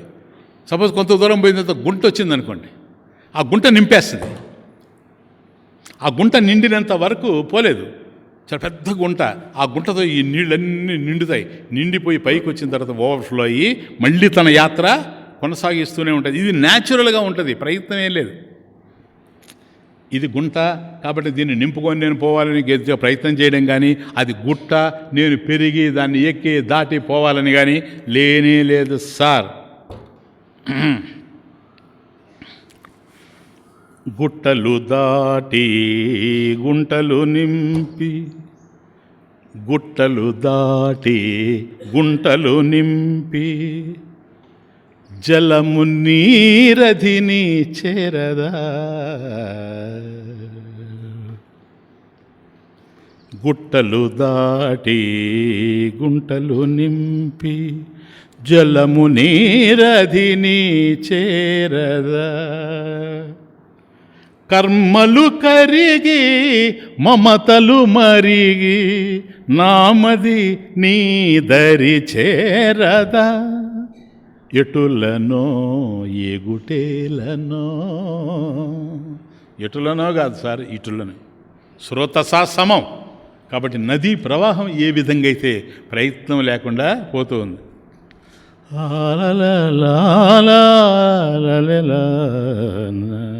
గుట్టలు దాటి గుంటలు నింపి జలము నీరదిని చేరదా, కర్మలు కరిగి మమతలు మరిగి నామదీని దరి చేరదా, ఎటులను ఎగుటేలను. కాబట్టి ఎట్లా పోవాలి ధ్యానం? అజ్యధారయ శ్రోతస సమం. కాబట్టి నేటి ధారలాగా, నదీ ప్రవాహంలాగా అది సాగిపోతూ ఉండాలి. ఆ విధంగా సాగాలంటే, ప్రేమలో కొనసాగాలంటే ధ్యానం ఒక్కటి ఎట్లా వస్తుంది? అది కూడా మళ్ళీ శ్రవణాత్ మననాత్. కాబట్టి శ్రవణం చేయాలి, చేస్తేనే. ఎందుకంటే వైభవం, పరమేశ్వరుని యొక్క వైభవం తెలిసినప్పుడు మాత్రమే ఆ వైపుకి ధ్యానం కొనసాగేటువంటి అవకాశం ఉంటుంది నాయన. ఏదైనా సరే అంతే. ఇప్పుడు ఒక మనిషిని మనం ప్రేమించామంటే వాళ్ళలో ఎన్నో సుగుణాలు ఉంటాయి. ఆ సుగుణాలన్నీ చూసి వాళ్ళని ప్రేమిస్తూ ఉంటాం. భగవంతుడిని కూడాను అలా ప్రేమించాలంటే, అంటే ఆ ప్రేమించడమే ధ్యానం. ధ్యానం ఏదో కాదు. నువ్వు ధ్యానంలో భగవచ్చింతనంలో ఉన్నావు. ఎట్లా? సజాతీయ వృత్తి ప్రవాహం, కేవలం భగవంతుడే తప్ప రెండవది లేదు. అంటే విజాతీయ రహిత సజాతీయ వృత్తి ప్రవాహం. మళ్ళీ రెండవ ఆలోచన లేకుండా, రెండవ ఆలోచన వచ్చిందనుకోండి విరళ ధ్యానం అయిపోతుంది, ఇంటరప్షన్. కానీ భగవత్ సంబంధమైన ఆలోచనే నీకు ఉండాలి, సరళ ధ్యానం. అలా ఉండాలి అంటే భగవంతునికి సంబంధించినటువంటి వైభవాన్ని అంతా నువ్వు శ్రవణం చేయాలి. భగవంతుని యొక్క ఐశ్వర్యం నీకు అర్థం కావాలి. కాబట్టి భక్తి రెండు రకాలు. ఒకటి ఐశ్వర్య ప్రధాన భక్తి, రెండు మాధుర్య ప్రధాన భక్తి. ఐశ్వర్య ప్రధాన భక్తి ఈశ్వరస్య భావ ఐశ్వర్యం. కాబట్టి భగవంతుడు ఈశ్వరుడు ఎవరైతే ఉన్నారో ఆయన యొక్క వైభవాన్ని అంతా తెలియజేసేటువంటిది ఈశ్వరస్య భావ, అది ఐశ్వర్యం. కాబట్టి ఐశ్వర్య ప్రధాన భక్తి ఇదంతా మనకు శ్రవణంలో వస్తుంది. కాబట్టి ఈ సృష్టికి భగవంతుడు ఎవరు, భగవంతుడు ఎలా ఉన్నాడు, సృష్టిలో ఎలా ఉన్నాడు, ఆయన ఎలా దీన్ని తయారు చేశాడు, ఈ సృష్టికి ముందు ఏమున్నది, తరువాత ఏమున్నది, భగవంతుడు ఎక్కడున్నాడు, సృష్టి అంతా భగవంతుడు నిండిపోయి ఉంటే భగవంతుడు ప్రత్యేకంగా ఎక్కడున్నాడు, ఇవన్నీ కూడా నాకు ఆయన ఐశ్వర్యం, ఆయన యొక్క జ్ఞానం, దీన్ని తెలియజేసేటువంటిది ఐశ్వర్య ప్రధాన భక్తి. ఇదంతా తెలిసిన తర్వాత ఒక మనిషిలో ఉండేటువంటి సుగుణాలన్నీ కూడా మనకు అర్థమైన తర్వాత ఆ వ్యక్తిని ఏ విధంగా అయితే ప్రేమిస్తామో అట్లాగే ఈ ఐశ్వర్యం అంతా కూడా అర్థమైపోయిన తర్వాత ఆయన మీద ప్రేమ కదులుతుంది. అది మాధుర్య ప్రధాన భక్తి. మాధుర్యం, ఆ ప్రేమ ఏదైతే ఉందో అదే మాధుర్యం. దాన్ని ఆజ్యధారయ శ్రోతస సమం. కాబట్టి ఆజ్యధారయ శ్రోతస సమం అని చెప్పుకుంటూ వచ్చాము దాన్ని. ఇది నిత్య సంబంధం, భగవంతునికి మనతో ఉండేటువంటి సంబంధాలు. కాబట్టి విరళ ధ్యానం కంటే కూడాను ఈ సరళ ధ్యానం శ్రేష్టం. ఎందుకని? ఏ ధ్యానమైనా సరే మనసులోనే జరగాలి. అందుకని చాలా విత్ ఇంటలెక్చువల్ హానెస్టీ అర్జునుడు చెప్పింది, కృష్ణ చంచలం హి మనః కృష్ణ. 6వ అధ్యాయం. ధ్యానం చేస్తూ ఉన్నా, నా మనసు నిలబడడం లేదే. చంచలం హి మనః కృష్ణ ప్రమాధి బలవదృఢం తస్యాహం నిగ్రహం మన్యే వాయోరివ సుదుష్కరం. చాలా క్లియర్, వెరీ క్లియర్. కృష్ణ చంచలం హి మనః కృష్ణ. నా మనసు ఎప్పుడు చలించిపోతూ ఉంది. ఎందుకని చలిస్తూ ఉందో తెలుసా? మనసు. అది విరళ ధ్యానం. విరళ ధ్యానానికి నాంది ఏమిటంటే, మనసు ఎందుకు చలిస్తూ ఉంది? మనసు నీలో ఉంది. నీలో ఉండేటువంటి మనసు చలించాల్సిన అవసరం ఏముంది? మనసు నీలోనే ఉండిన, ఆంతర్యంలో మనసు ఉండిన బాహ్య విషయాలు మనసును ఆకర్షిస్తూ ఉన్నాయి, చలింపజేస్తూ ఉన్నాయి. కాబట్టి బాహ్యంలో వీచేటువంటి గాలి ఒక కొలను మీదుగా వీచినప్పుడు ఆ కొలనులో ఏ విధంగా అయితే తరంగాలు కదులుతాయో, అలలు లేస్తాయో సరస్సులో, అట్లాగే బాహ్య విషయాలు ఇంతవరకు మనం చూసినవి, ఇంతవరకు మనం అనుభవించినవి, ఈ ఆలోచనలు కనుక ఒకసారి కదిలాయంటే ఇవి మన మనసు అనేటువంటి సరోవరంలో కదలగానే దాంట్లో అదే దానికి సంబంధించినటువంటి తత్సంబంధమైనటువంటి విషయాలు ఆలోచనలు కదులుతాయి. అది చంచలం. కాబట్టి కొలను ఎట్లాగైతే చెలించిందో మనసు ఆ విధంగా చెలిస్తూ ఉంది. చంచలం హే మన కృష్ణ. ఎందుకని? అవి వచ్చినంత మాత్రం ఎందుకు చెలించాలయ్యా? ఆనందం బాహ్యంలో ఉందనేటువంటి అభిప్రాయం నా మనసుకుంది. కాబట్టి నేను కూర్చొని ధ్యానం ఎందుకు చేయలేకపోతున్నాను తెలుసా? కూర్చొని ఉపన్యాసం వింటూ ఉన్నా కూడాను దౌర్భాగ్యపు మనసు ఎందుకు వినలేకపోతా ఉంది తెలుసా? కారణం ఒకటే, దానికి అనిపిస్తూ ఉంది దీనికంటే కూడా ఈ ఉపన్యాసం ఆపేస్తాడు పోతే మంచిదేమని, ట్యాంక్ బండి మీద బాగుంటుందేమో అని అనిపించింది అనుకోండి, అది అక్కడికి పరిగెత్తది. కాబట్టి ట్యాంక్ బండి దగ్గర ఇప్పుడు మనసు పరిగెత్తలేదు, ఎందుకని నేను అక్కడ ఉన్నాను. కాబట్టి ట్యాంక్ బండే వచ్చేస్తుంది, అదే వచ్చి లోపల చేరుతుంది. చేరినప్పుడు నేను చెప్పే విషయాలు పట్టవు. చంచలం, అది చంచలం. కాబట్టి దాన్ని చెలింపజేస్తూ ఉంది. ఇది చంచలం మనహ. కాబట్టి నా మనసు చెలిస్తూ ఉంది. ఇది విరళ ధ్యానం అయిపోతూ ఉంది. మనసు చెలిస్తూ ఉంది. ధ్యానానికి వాడు కూర్చున్నా వాడు ధ్యానం చేయలేకపోవడానికి పాపం, వాడి ఉద్దేశం మంచిదే కావచ్చు, ధ్యానం ఎందుకు చేయలేకపోతున్నాడు? కారణం ఇది. వీడి మనసులో ఈ విధమైనటువంటి భావాలు ఉన్నాయి. ఏ ప్రపంచం అయితే బాహ్యంలో ఉందో, ఏ విషయాలైతే బాహ్యంలో ఉన్నాయో, ఈ విషయాలు, వ్యక్తులు, వీరందరూ కూడాను నాకు ఆనందాన్ని కలిగిస్తారనేటువంటి భావన ఎప్పుడైతే వాడి హృదయంలో ఉందో, ఆ ఆనందం కోసమే మనసు ఎప్పుడు ఉంటుంది కనుక బాహ్యంలో చెలిస్తుంది. చంచలం హి మన కృష్ణ. స్వామీజీ చెలించినంత మాత్రాన ఏమైంది? ఇదే ఒకటి మళ్ళీ మనసు చెలించింది, ధ్యానం ఎందుకు జరగకూడదు? ఎందుకని? గుండె చెలించడం లేదా? ఇది ఇంకా విచిత్రం. గుండె చెలించడంలే, గుండె కొట్టుకోవడం ఏంటి? చలనం కాదా? కంటి రెప్పలేంటి? అప్రయత్నంగా, నీ ప్రయత్నం లేకుండానే కంటి మీద రెప్పబడతా ఉంది, అది చలనం కాదా? కాబట్టి గుండె కొట్టుకుంటూ చెలిస్తూ ఉన్నప్పుడు, దానివల్ల మనకు విఘ్నం లేనప్పుడు, కంటి రెప్పలు పడుతూ ఉండిన చలనం, వాటి వల్ల విఘ్నం లేనప్పుడు మనసు చెలిస్తేనే విఘ్నం ఎందుకు కలగాలి? విచిత్రం. అయ్యా, గుండె కొట్టుకుంటుంది కానీ గుండె ధ్యానం చేయడం లేదు. కనురెప్పలు పడుతూ ఉన్నాయే కానీ ఈ కనురెప్పల వల్ల ధ్యానం నడవడం లేదు, అవి అందుకని పడడం లేదు. అది వేరే ఫిజియలాజికల్గా మాట్లాడితే.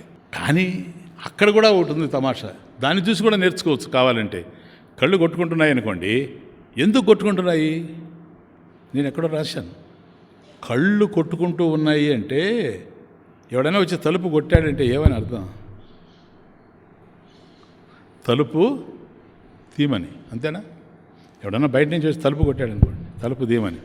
తలుపు ఎందుకు తీయాలి? నిన్ను చూడాలనుకుంటున్నాడు కనుక వాడు, ఏ కారణమన్నా కావచ్చు. నీకు ఇవ్వాల్సిన అప్పు వాడిస్తాడో, లేకపోతే నిన్ను అప్పు అడుగుతాడు, వేరే విషయం. నిన్ను చూడాలనే కదా. అట్లాగే కళ్ళు కూడా కొడుతూ ఉన్నాయి అంటే, నువ్వు తలుపు కొడుతూ ఉంటే, ఒక వ్యక్తి తలుపు కొట్టినప్పుడు తీయమని ఎట్లాగైతే అర్థమో, అట్లాగే కళ్ళు కూడా అట్లా కొట్టుకుంటూ ఉన్నాయంటే అవి చెప్తూ ఉన్నాయట కొట్టి, నాకు ఎప్పుడు చూపిస్తావు, నాకు భగవంతుడిని ఎప్పుడు చూపిస్తావు, నాకు ఎప్పుడు భగవంతుడిని చూపిస్తావు. దీనికి ఆధారం ఏంటి స్వామీజీ? ఒకటే ఆధారం. నువ్వు ఆలయానికి పోయినప్పుడు ఏం చేస్తావు? భగవంతుడు కనపడగానే కళ్ళు మూస్తున్నావు కదా, అయిపోయింది. అంతవరకు కొట్టుకున్నటువంటి కళ్ళు అక్కడ కొట్టుకోవడం లేదు. ఆలయానికి పోగానే కళ్ళు మూతపడిపోతూ ఉన్నాయి. ఎందుకని? నేను ఇంతకాలం ఏదైతే చూడాలని కొట్టుకున్నానో అది ఇదే, అది ఇదే, అది ఈ మూర్తే, ఈ మంగళకరమైనటువంటి మూర్తిని చూడాలనే ఇంతకాలం నా కళ్ళు కొట్టుకున్నాయి, ఈరోజు ఆగాయి. అర్థమవుతుంది? కాబట్టి మనసు చెలిస్తూ ఉంది అంటే ధ్యానం చేయడానికి కూర్చున్నది కనుక అది, లేకపోతే దాని గురించి ఆలోచన లేనే లేదు. చంచలం హి మన కృష్ణ ప్రమాధి. అది ఇప్పుడు కళ్ళు ఆర్పినా కొట్టుకున్నా ఏం చేసినా గుండె కొట్టుకుంటూ ఉన్నా ఇవి ప్రమాధి, శోభ పెట్టడం లేదు.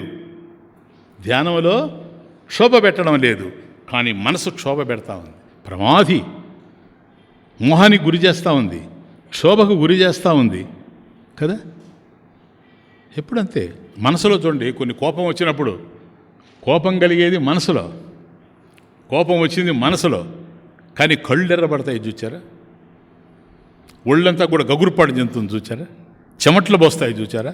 అంటే మనసులో కలిగేటువంటి ఆ ఉద్వేగం ఏదైతే ఉందో దేహేంద్రియ మనోబుద్ధుల మీద పడిపోతూ ఉంది.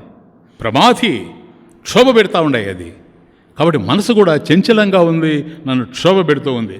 చంచలం హే మనఃకృష్ణ ప్రమాది బలవదృఢం పైగా బలవత్, చాలా బలవంతమైంది అది.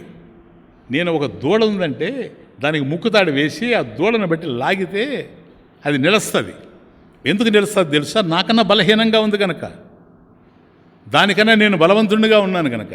కానీ మనసును ఆ విధంగా నేను నిగ్రహించలేకపోతున్నా. ఎందుకని? బలవత్, అది నాకన్నా బలంగా ఉంది అని ఎవరు చెప్తుండేది?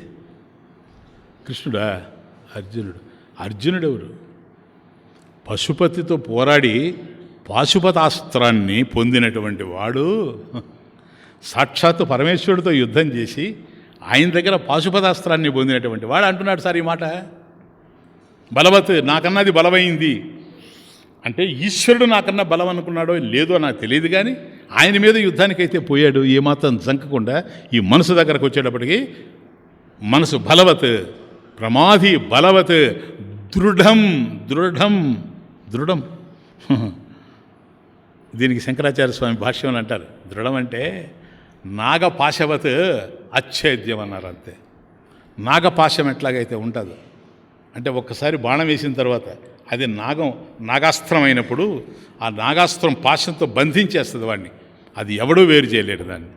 కాబట్టి ఆ నాగాస్త్రం ఎట్లాగైతే నాగపాశం బంధిస్తుందో వీరుణ్ణి, ఆ విధంగా బంధించేటువంటిది. వీరుణ్ణి బంధించేది సామాన్యుడు కాదు. ఎందుకంటే యుద్ధంలో వీరుడే ఉంటాడు. ఇక్కడ కూడా వీరత్వం కలిగిన వాడే, ధ్యానం చేయాలనేటువంటి పటుత్వం కలిగిన వాడే. అటువంటి వాడిని దృఢం, అది అచ్ఛేద్యం, ఛేదించడానికి వీలు లేనటువంటి పరిస్థితుల్లో అది ఉంది. చంచలం హే మనః కృష్ణ ప్రమాధి బలవత్ దృఢం. తస్య అహం నిగ్రహం మన్యే వాయోరివ సుదుష్కరం. వాయోహో ఇవ, గాలిలాగా. కాబట్టి గాలి పోతూ ఉంటే ఆ గాలిని చేత్తో పట్టుకొని బంధించడం ఎట్లాగైతే ఉంటుందో, ఒక క్రికెట్ బాల్ వస్తే పట్టేస్తావు, బంధిస్తావు దాన్ని, కానీ గాలిని బంధించలేవు. వాయోహో ఇవ వాయోరివ సుదుష్కరం. కాబట్టి గాలిని బంధించడం ఏ విధంగా అయితే ఉంటుందో ఈ మనసును కూడా నేను ఆ విధంగా బంధించలేకపోతున్నాను. అక్కడే ఆ ప్రశ్న వేసినప్పుడు చూడండి, ఇంకొకరైతే నీకెందుకు లేవయ్యా నేను చెప్తాను. ఇప్పుడు టీవీ స్వాములు వాళ్ళు వీళ్ళు ఉండాలనుకోండి, వాళ్ళ దగ్గరకు పోయి ఏమయ్యా అంటే నీకెందుకు పర్వాలేదా, నేను ఉన్నాను కదా, నేను చెప్తాను కదా, నేను ఒక భద్రం ఉంది కదా. ఇవన్నీ పిచ్చి చేష్టాలు. వాస్తవం ఏంటి అని అంటే కృష్ణుడు చెప్పిందే వాస్తవం. ఆ సంశయం మహాబాహో మనో దుర్నిగ్రహం చలం.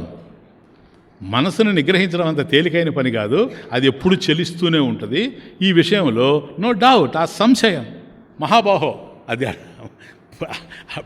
పదప్రయోగం చూడండి. మహాగా బాహో, గొప్ప బాహువులు కలిగిన వాడు ఎందుకు? యుద్ధం చేసి శత్రువుని మట్టు పెట్టడానికి. అటువంటి వాడివి మహాబాహో, రెండు చేతులతో నువ్వు బాణాలని సంధించగలవు, సవ్యసాచివి. కానీ అసంశయం మహాబాహో, నువ్వు అంత గొప్పవాడివి కావచ్చేమో, కానీ ఈ విషయంలో నువ్వు చెప్పింది కరెక్టే, సందేహం లేదు. అసంశయం మహాబాహో మనో దుర్నిగ్రహం చలం. మనసు దుర్నిగ్రహం, దాన్ని నిగ్రహించడం సాధ్యం కాదు. ఎందుకంటే ఎప్పుడు చెలిస్తూనే ఉంటుంది. కానీ మాట్లాడేవాడు భగవంతుడు కదా. అప్పుడు ఒక మాట అన్నాడు, నిజమే, మనసు ఏదైతే ఉందో అది చంచలము, నిగ్రహించడం సాధ్యం కాదు. నువ్వు చెప్పిందంతా బాగానే ఉంది, కానీ తస్య అహం నిగ్రహం మణ్యే అన్నవే, దాన్ని నిగ్రహించడం సాధ్యం కాదు అన్నావు. It is a problem. ఎక్కడ సమస్య ఉంటే అక్కడ పరిష్కారం ఉంటుంది. కాబట్టి చంచలమైంది మనసు కావచ్చు, ప్రమాది కావచ్చు, బలవత్ కావచ్చు, దృఢం కావచ్చు, నిగ్రహించలేనని ఎవరన్నారయ్యా? అదే శ్లోకంలో పట్టుకున్నాడు స్వామి. ఏదైతే అర్జునుడు మాట్లాడాడో అదే మాటలో పట్టుకున్నాడు. తస్యాహం నిగ్రహం మన్యే వాయోరివ సుదుష్కరం. అసంశయం మహాబాహో మనో దుర్నిగ్రహం చలం కదా. అభ్యాసేనత కౌంతేయ వైరాగ్యానచ గృహ్యతే. క్లియర్. కాబట్టి దాన్ని నిగ్రహించలేనని ఎందుకంటావు? అది సమస్య అయితే సమస్యకు పరిష్కారం ఉంటుంది. పరిష్కారం లేనటువంటి సమస్య ఈ ప్రపంచంలో ఏది ఉండదు. కాబట్టి చంచలమైంది అయినా దాన్ని నిగ్రహించలేమని ఎందుకు చెప్తావు? చంచలమైంది అను, బాగుంది, ప్రమాది ఓకే, బలవత్ ఓకే, దృఢం ఓకే. తస్య అహం నిగ్రహం మన్యే వాయోరివ సుదుష్కరం. కాబట్టి గాలిని బంధించినట్టుగా దాన్ని పట్టుకోవడం నా వల్ల కావడం లేదు అని నువ్వు చెప్పడం మాత్రం మంచిది కాదు. దానికి మార్గం ఉంది, దానికి పరిష్కారం ఉంది. ఏంటి పరిష్కారం అంటావా? అభ్యాసేనత కౌంతేయ వైరాగ్యేణ చ గృహ్యతే. అభ్యాసం ఏంటి? అభ్యాసం ధ్యానం కదా. ఇది సగుణ బ్రహ్మ విషయ మానస వ్యాపార, పరమేశ్వరుడికి సంబంధించినటువంటి మానస వ్యాపారం ఇది. అంటే విజాతీయ రహిత సజాతీయ వృత్తి ప్రవాహం ఇది నడిచిపోతూ ఉంది కదా నాయన. కాబట్టి మనసు చెలిస్తూ ఉంటుంది. ఆ మనసును తీసుకొని వచ్చి మళ్ళీ పెడుతూ ఉంటావు, మళ్ళీ పోతూ ఉంటుంది, మళ్ళీ తీసుకొస్తూ ఉంటావు, మళ్ళీ పోతూ ఉంటుంది, మళ్ళీ తీసుకొస్తూ ఉంటావు. ఇట్లా ఒక దశలో అది నీకు లొంగిపోతుంది. అది అభ్యాసం. ఆత్మసంస్థం మనః కృత్వా నకించిదపి చింతయేత్. మనః ఆత్మసంస్థం మనః కృత్వా, మనః ఆత్మసంస్థం కృత్వా న కించిదపి చింతయేత్. కించిదపి చింతయేత్ నా. రెండవ దాన్ని గురించి ఆలోచించకుండా మనసు పోతూ ఉంటే దాన్ని తీసుకొని వచ్చి హృదయంలో ఉంచడం ఏదైతే ఉందో ఇది అభ్యాసం కదా. అభ్యాసం కదా. సో ఈ అభ్యాసాన్ని కొనసాగిస్తూ ఉంటే ఈరోజు 20 సార్లు పరిగెత్తినటువంటి మనసు 4 రోజులైతే 18 సార్లే పరిగెత్తుతుంది. మనసు పరిగెత్తదని నేను చెప్పడం. ఇంకొక 4 రోజులైతే 15 సార్లే పరిగెత్తుతుంది. ఇట్లా రాను రాను రాను రాను క్రమేపీ తగ్గి తగ్గి తగ్గి ఒక దశలో మనం ఎంతసేపు పరిగెత్తినా మళ్ళీ వెనక్కి తీసుకొచ్చేవాడే కనుక ఇంకా పరిగెత్తాల్సిన అవసరం లేదని మనసు ఆగిపోతుంది. ఇది అభ్యాసం. ఇలా అభ్యాసం చేయొచ్చు అర్జున. వైరాగ్యేణ చ గృహ్యతే. ఇది రెండోది. అభ్యాసము ఉండాలి, వైరాగ్యం ఉండాలి. వైరాగ్యం ఏంటి? వైరాగ్యం నామ ఇది డెఫినేషను. దృష్టాదృష్ట భోగేషు, దృష్ట అదృష్ట భోగేషు దోషదర్శన అభ్యాసాత్ వైతృష్ణ్యం. వైతృష్ణ్యం ఇది కనుక వైరాగ్యం అంటే ఏదో కాదు. అభ్యాసైనత కౌంతేయ వైరాగ్యేనచ గృహ్యతే. ఆ వైరాగ్యం అంటే ఏంటి అంటే దృష్ట అదృష్ట భోగేషు దోషదర్శన అభ్యాసాత్ వైతృష్ణ్యం. అది తృష్ణ లేకుండా ఉండడం. ఇప్పుడు దృష్టాదృష్ట భోగేషు అంటే దృష్ట అంటే మనకు తెలిసినవి, అదృష్ట అంటే మనకు కనిపించినవి. కాబట్టి దృష్ట భోగాలు, ఈ ప్రపంచంలో అనేకమైనటువంటి భోగాలు ఉన్నావు. ఈ భోగాలన్నీ కూడా గతంలో మనం అనుభవించాము లేదా పరోక్షంగా విన్నాం. వాటి మీదగా మన మనసు పరిగెత్తుతూ ఉంది దృష్ట. అదే ఇప్పుడు విరళ ధ్యానానికి కారణమవుతా ఉంది. కాబట్టి దృష్ట భోగేషు అదృష్ట భోగేషు. అదృష్ట ఏంటి? మనకు కనిపించినవి. మనకు కనిపించినవి అంటే ఏంటి? వినిపించినవి. మనకు కనిపించినవి కానీ వినిపించినవి. ఎక్కడి నుంచి వినిపించేవి? శాస్త్రం ద్వారా వినిపించినవి. శాస్త్రం ద్వారా వినిపించినవి. కాబట్టి శాస్త్రం ద్వారా ఏ భోగాలు వినిపిస్తాయి?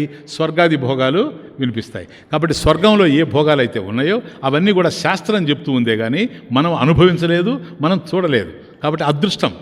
సో అదృష్ట భోగేషు దృష్టాదృష్ట భోగేషు దృష్ట అదృష్ట భోగేషు దోషదర్శన అభ్యాసాత్. దాంట్లో ఉండేటువంటి దోషాలు ఏమిటో. కాబట్టి ఏవైతే మనం భోగాలు అనుకుంటున్నామో ఈ ప్రపంచంలో ఇవి భోగాలు కాదు, రోగాలకు దారిచ్చేటువంటి ద్వారాలు ఇవి. కాబట్టి ఇక్కడ నిజమైనటువంటి భోగాలు లేవు అని ఆ భోగాలకు సంబంధించినటువంటి వాటిలో దోషం ఏదైతే ఉందో, డిఫెక్ట్, ఆ దోష దర్శనాన్ని చేయడం ఏదైతే ఉందో అది వైతృష్ణ్యం. అలా జరగడం వల్ల ఇక దాని మీదకు తృష్ణ కదలదు, దాని మీదకు కోరిక జనించదు. కాబట్టి ఒకటి అభ్యాసైనత కౌంతేయ, 2 వైరాగ్యేణచ గృహ్యతే. కాబట్టి అభ్యాసైనతో అంటే మనసు పరిగెత్తుతూ ఉంటే దాన్ని మళ్ళీ మళ్ళీ మళ్ళీ తీసుకొచ్చి పెట్టడం. దీంట్లో అనేక మార్గాలు ఉన్నాయి. సరేనా? మీకు ఒకసారి చెప్పే ఉంటాను. నేను చాలా కాలం క్రితం, ఒక 30-40 సంవత్సరాల క్రితం నేను నెల్లూరు యజ్ఞం చేస్తూ ఉంటే అక్కడ పాప ఒక కుర్రాడు వచ్చి ధ్యానం క్లాస్ ఇచ్చాను. ధ్యానం క్లాస్ ఇచ్చిన తర్వాత అప్పుడు ఒక 5-6 రోజులు ధ్యానం క్లాస్ ఇచ్చేది. అంటే ఆ రోజుల్లో యజ్ఞాలు 18 రోజులు జరిగేటి. నేను 12-13 రోజులు అయిన తర్వాత ధ్యానం క్లాస్ ప్రారంభం చేసి చెప్పేవాడిని. పాపం 4-5 రోజులు కష్టపడి ధ్యానం చేసి ఏదో డిగ్రీ చదువుతున్నాడు. ఆ పాపం పరిగెత్తుకుంటూ వచ్చాడు. నిజంగా వాస్తవంగా జిజ్ఞాసువే, ముముక్షు, వచ్చి నాతో మాట్లాడుతూ ఏడ్చాడు. ఏనాయనా అన్న. ఏం లేదు స్వామీజీ, నా మనసు ఎంత నిలవడం లేదు. మీరు చెప్పారు పోతూ ఉంటే తీసుకొచ్చి పెట్టమని, ఆత్మసంస్థ మన కృత్వ నకించిద విచింతయ్యేతని, అట్లాగే చేశాను, అయినా మనసు నిలవడం లేదు. నేను అడిగాను, ఎందుకని ఎక్కడికి పోతా ఉందని అడిగాను. ధ్యానం అస్సలు అవసరమే లేదు స్వామీజీ. ఉన్నటువంటి తెలుగు పండితుడు కనపడతాడు, మా తెలుగు మాస్టర్ కనపడతాడు స్వామీజీ అంటాడు. తర్వాత కూరగాయల మార్కెట్ కనపడుతుంది అంటాడు, బస్సు కనపడుతుంది అంటాడు, ఏదో రకరకాలు చెప్తాడు. ఇవన్నీ అవసరం లేదు స్వామీజీ, నేను ఎప్పుడు ఆలోచించలేదు, ఆలోచించకపోయినా ఇవి వస్తూనే ఉన్నాయి. ఎందుకని వస్తూ ఉన్నాయి? ఎన్నిసార్లు మనసును తీసుకొచ్చి పెట్టినా మళ్ళీ ఇవి అలా పోతూనే ఉన్నాయని. అప్పుడు నేనన్నా, సరే రేపు కూడా చేసిరా, ఎల్లుండి అన్న. ఎందుకంటే అప్పుడే చెప్పగలను, కానీ కొద్దిగా అతనిలో ఉత్సాహం పెంచాలని, ఎల్లుండిలా చెప్తారని. ఎల్లుండి వచ్చిన తర్వాత, ఎందుకంటే అతనికి శ్రద్ధ ఉంటే కదా చెప్తారు. ఊరికే నేను నీ శిష్యుణ్ణి అని ఆడిపోయి కూర్చుంటానని చెప్తారా? ఈ గాడిదికి శ్రద్ధ ఉందా లేదా అని చూస్తాడు ఏ గురువైనా. చిన్న విషయం కాదు కదా, జీవితాన్ని దారబోసి సంపాదించిన దాన్ని దారిని పోయే వాళ్ళకంతా దారబోయలేరు కదా. ఎందుకని అది వృధా కాకూడదు, చూద్దామని. నెక్స్ట్ వచ్చాడు 3వ రోజు. ఏనాయనా అన్న. మళ్ళీ అదే బాధ. లేదు స్వామీజీ, పోతానే ఉంది, ఎక్కడ నిలవడం లేదు, రకరకాలైన అవసరం లేని విషయాల మీద. ఇప్పుడు నేను ఒకటి చెప్తాను, చేయను, అదే చెయ్యి. మళ్ళీ నువ్వేం చేస్తున్నావని. ఇట్లా నేను భూమధ్యంలో కృష్ణుని పెట్టుకొని ధ్యానం చేస్తూ ఉన్నా. సరే ఇప్పుడేంటి, భూమధ్యంలో కృష్ణుడు ఉండడం లేదు, ఇవన్నీ వస్తున్నాయి. ఇక అట్లా కాదు, రేపు నీకు ఒక కొత్త టెక్నిక్ చెప్తున్నాను, చేయన్న. చేస్తాను స్వామీజీ అని. కూర్చో, ఏది నీకు జ్ఞాపకం వస్తే. ఇప్పుడు తెలుగు మాస్టర్ అన్నావు కదా, తెలుగు మాస్టర్ మీద పోయింది నీ మనసు. నువ్వేం చేస్తున్నావు, అక్కడి నుంచి తీసుకొచ్చి భూమధ్యంలో కృష్ణుడి మీద పెడుతున్నావు. మళ్ళీ అది కొండ మీద పోతుంది, మళ్ళీ తీసుకొచ్చి కృష్ణుడి మీద పెడుతున్నావు. ఇప్పుడు అట్లా కాదు, ఎక్కడికి అది పోతూ ఉంటే అక్కడ కృష్ణుని తీసుకుపోయి తగిలించు. నువ్వు కృష్ణుని తగిలించు, అంతే, ఇంకేం లేదు. నువ్వు, నేను నిజంగా టు బి వెరీ ఫ్రాంక్, అలా భగవంతుడు నా దగ్గర పలికించాడు. ఎందుకంటే ఆ కుర్రాడి యొక్క సంస్కారం కూడా చాలా పెద్దది గనక. Even today he is in touch with me. ఇది జరిగిన 40 సంవత్సరాలు అయింది, అర్థమవుతా ఉంది. ఇప్పుడు అతనికి కూడా 60-65 సంవత్సరాల వయసు. ఇప్పటికి కూడా నాతో టచ్లోనే ఉన్నాడు, నా మార్గంలోనే ఉన్నాడు. ఎందుకు చెప్తున్నానంటే, మళ్ళీ ఆ రోజు సాయంత్రమే నేను ఉపన్యాసం అయిపోయిన తర్వాత నా వెనక పరిగెత్తుకుంటూ ఎట్లొచ్చాడో, నేను ఉండేటువంటి రెసిడెన్స్కి వచ్చి మళ్ళీ దండం పెట్టాడు. ఆయన అప్పుడే వచ్చాడు, బోర్ నేడుస్తూ కాళ్ళ మీద పడ్డారు. మీరు గురువు కాదు స్వామీజీ, మీరు దేవుడేనన్నాను. అది నాకు తెలుసు, గురువు ఎప్పుడు దేవుడే, నేనవునా కాదనేది వేరే విషయం. కానీ ఏంటి ఇప్పుడు అన్నా, ఏం లేదు స్వామీజీ, ఇన్ని రోజులుగా నేను ప్రయత్నం చేస్తే నిగ్రహం లేనటువంటి మనసు, నిలబడినటువంటి మనసు ఈరోజు నిలబడిపోయింది. ఎందుకో తెలుసా, వీడు ఎక్కడికి మనసు పరిగెత్తినా ఎప్పుడైతే కృష్ణుడు బొమ్మ తీసుకెళ్ళి అతికిస్తున్నాడో, అది కొంతసేపు ఆలోచించింది. ఇంకా ఆడికేడకు పోవాల్సిన అవసరం లేదు. ఎందుకని ఎక్కడికి పోయినా ఏమీ కనపడింది ఇది తప్ప, కృష్ణుడు తప్ప రెండోది కనపడే. యాక్చువల్గా నేను ఎక్కడో చదివింది కాదు, ఇతరుల చేత విన్నది కాదు. ఆ సమయానికి ఆ పిల్లవాడు యొక్క శ్రద్ధ ఉంది. అది ఎప్పుడు కూడాను దూడని చూడగానే గోవు చేపాల, అది తమాషా. దూడ కనపడగానే ఆవు చేపుతుంది, వెంటనే దాని పొదుగులో నుంచి పాలు ఉబికొస్తాయి ముందుకి. ఎందుకో తెలుసా, దూడ గనక. ఆ విధమైనటువంటి ప్రేమ గురువుకి శిష్యుడి మీద ఉన్నప్పుడే జ్ఞానం వస్తుంది. అలా ఉండాలి అంటే ఆ శిష్యుడు అనేవాడు ఏ విధంగా ఉండాలి? అదే దూడని ఇంకో దగ్గర తీసుకుపోండి, లాగి తీసుకుపోతే పోదు. అది ఈ తల్లే కావాలి. దానికి చిన్నతనంలోనే తెలుసు. ఇప్పుడు 15 రోజులుగా 2 దూడలు పుడితే ఆశ్రమంలో వాటిని గురించి కథల్లాగా చెప్తారు నాకు. ఆ తల్లి మీద ఉండేటువంటి ప్రేమ కనీసం ఒక పశువుకి అట్లా ఉండేటప్పుడు గురువు దగ్గర తరించాలని వచ్చిన వాళ్ళకి ఎంత ఉండాలి? సరేనా? ఇవన్నీ కూడాను నీకు ఎవరు చెప్పారు? వాయోరివ సుదుష్కరం అని ఎందుకంటావు? అది స్వామి ప్రాబ్లం ఏంటంటే, చంచలమన్నావు, ప్రమాదం అన్నావు, బలవతన్నావు, దృఢమన్నావు, ఓకే. కానీ నువ్వు దాన్ని నిగ్రహించవచ్చు. ఎట్లా నిగ్రహించగలవు? అభ్యాసేనతో కౌంతేయ వైరాగ్యేన చ గుహ్యతే. ఆ విధంగా కనుక చేస్తే సరళ ధ్యానం అయిపోతుంది. అభ్యాస వైరాగ్యాభ్యాం తన్నిరోధ. ఇది పతంజలి యోగ సూత్రం.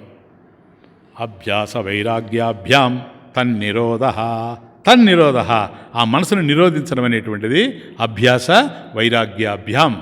అభ్యాస వైరాగ్యాభ్యాం తన్నిరోధ. పతంజలి యోగ సూత్రం సమాధి పాదం. పతంజలి యోగ సూత్రాల్లో సమాధి పాదంలో ఉంది. ప్లీజ్, అభ్యాస వైరాగ్యాభ్యాం తన్నిరోధ అని. కాబట్టి ఈ అభ్యాస వైరాగ్యాల ద్వారానే దాన్ని చేరేటువంటి అవకాశం ఉంటుంది. ఆజ్యధారయా శ్రోతసా సమం సరళ చింతనం విరళత పరం భేదభావనాత్ సోహం ఇతి.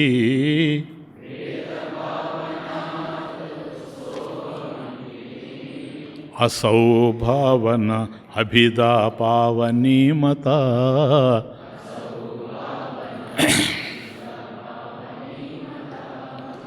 భేదభావనాత్ సోహం ఇతి.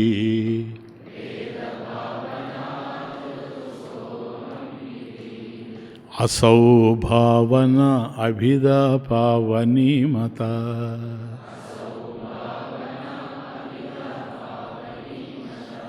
కాబట్టి ఈ ద్వైత సాధన నుంచి అద్వైత సాధన వైపు తిరిగిపోతూ ఉంది.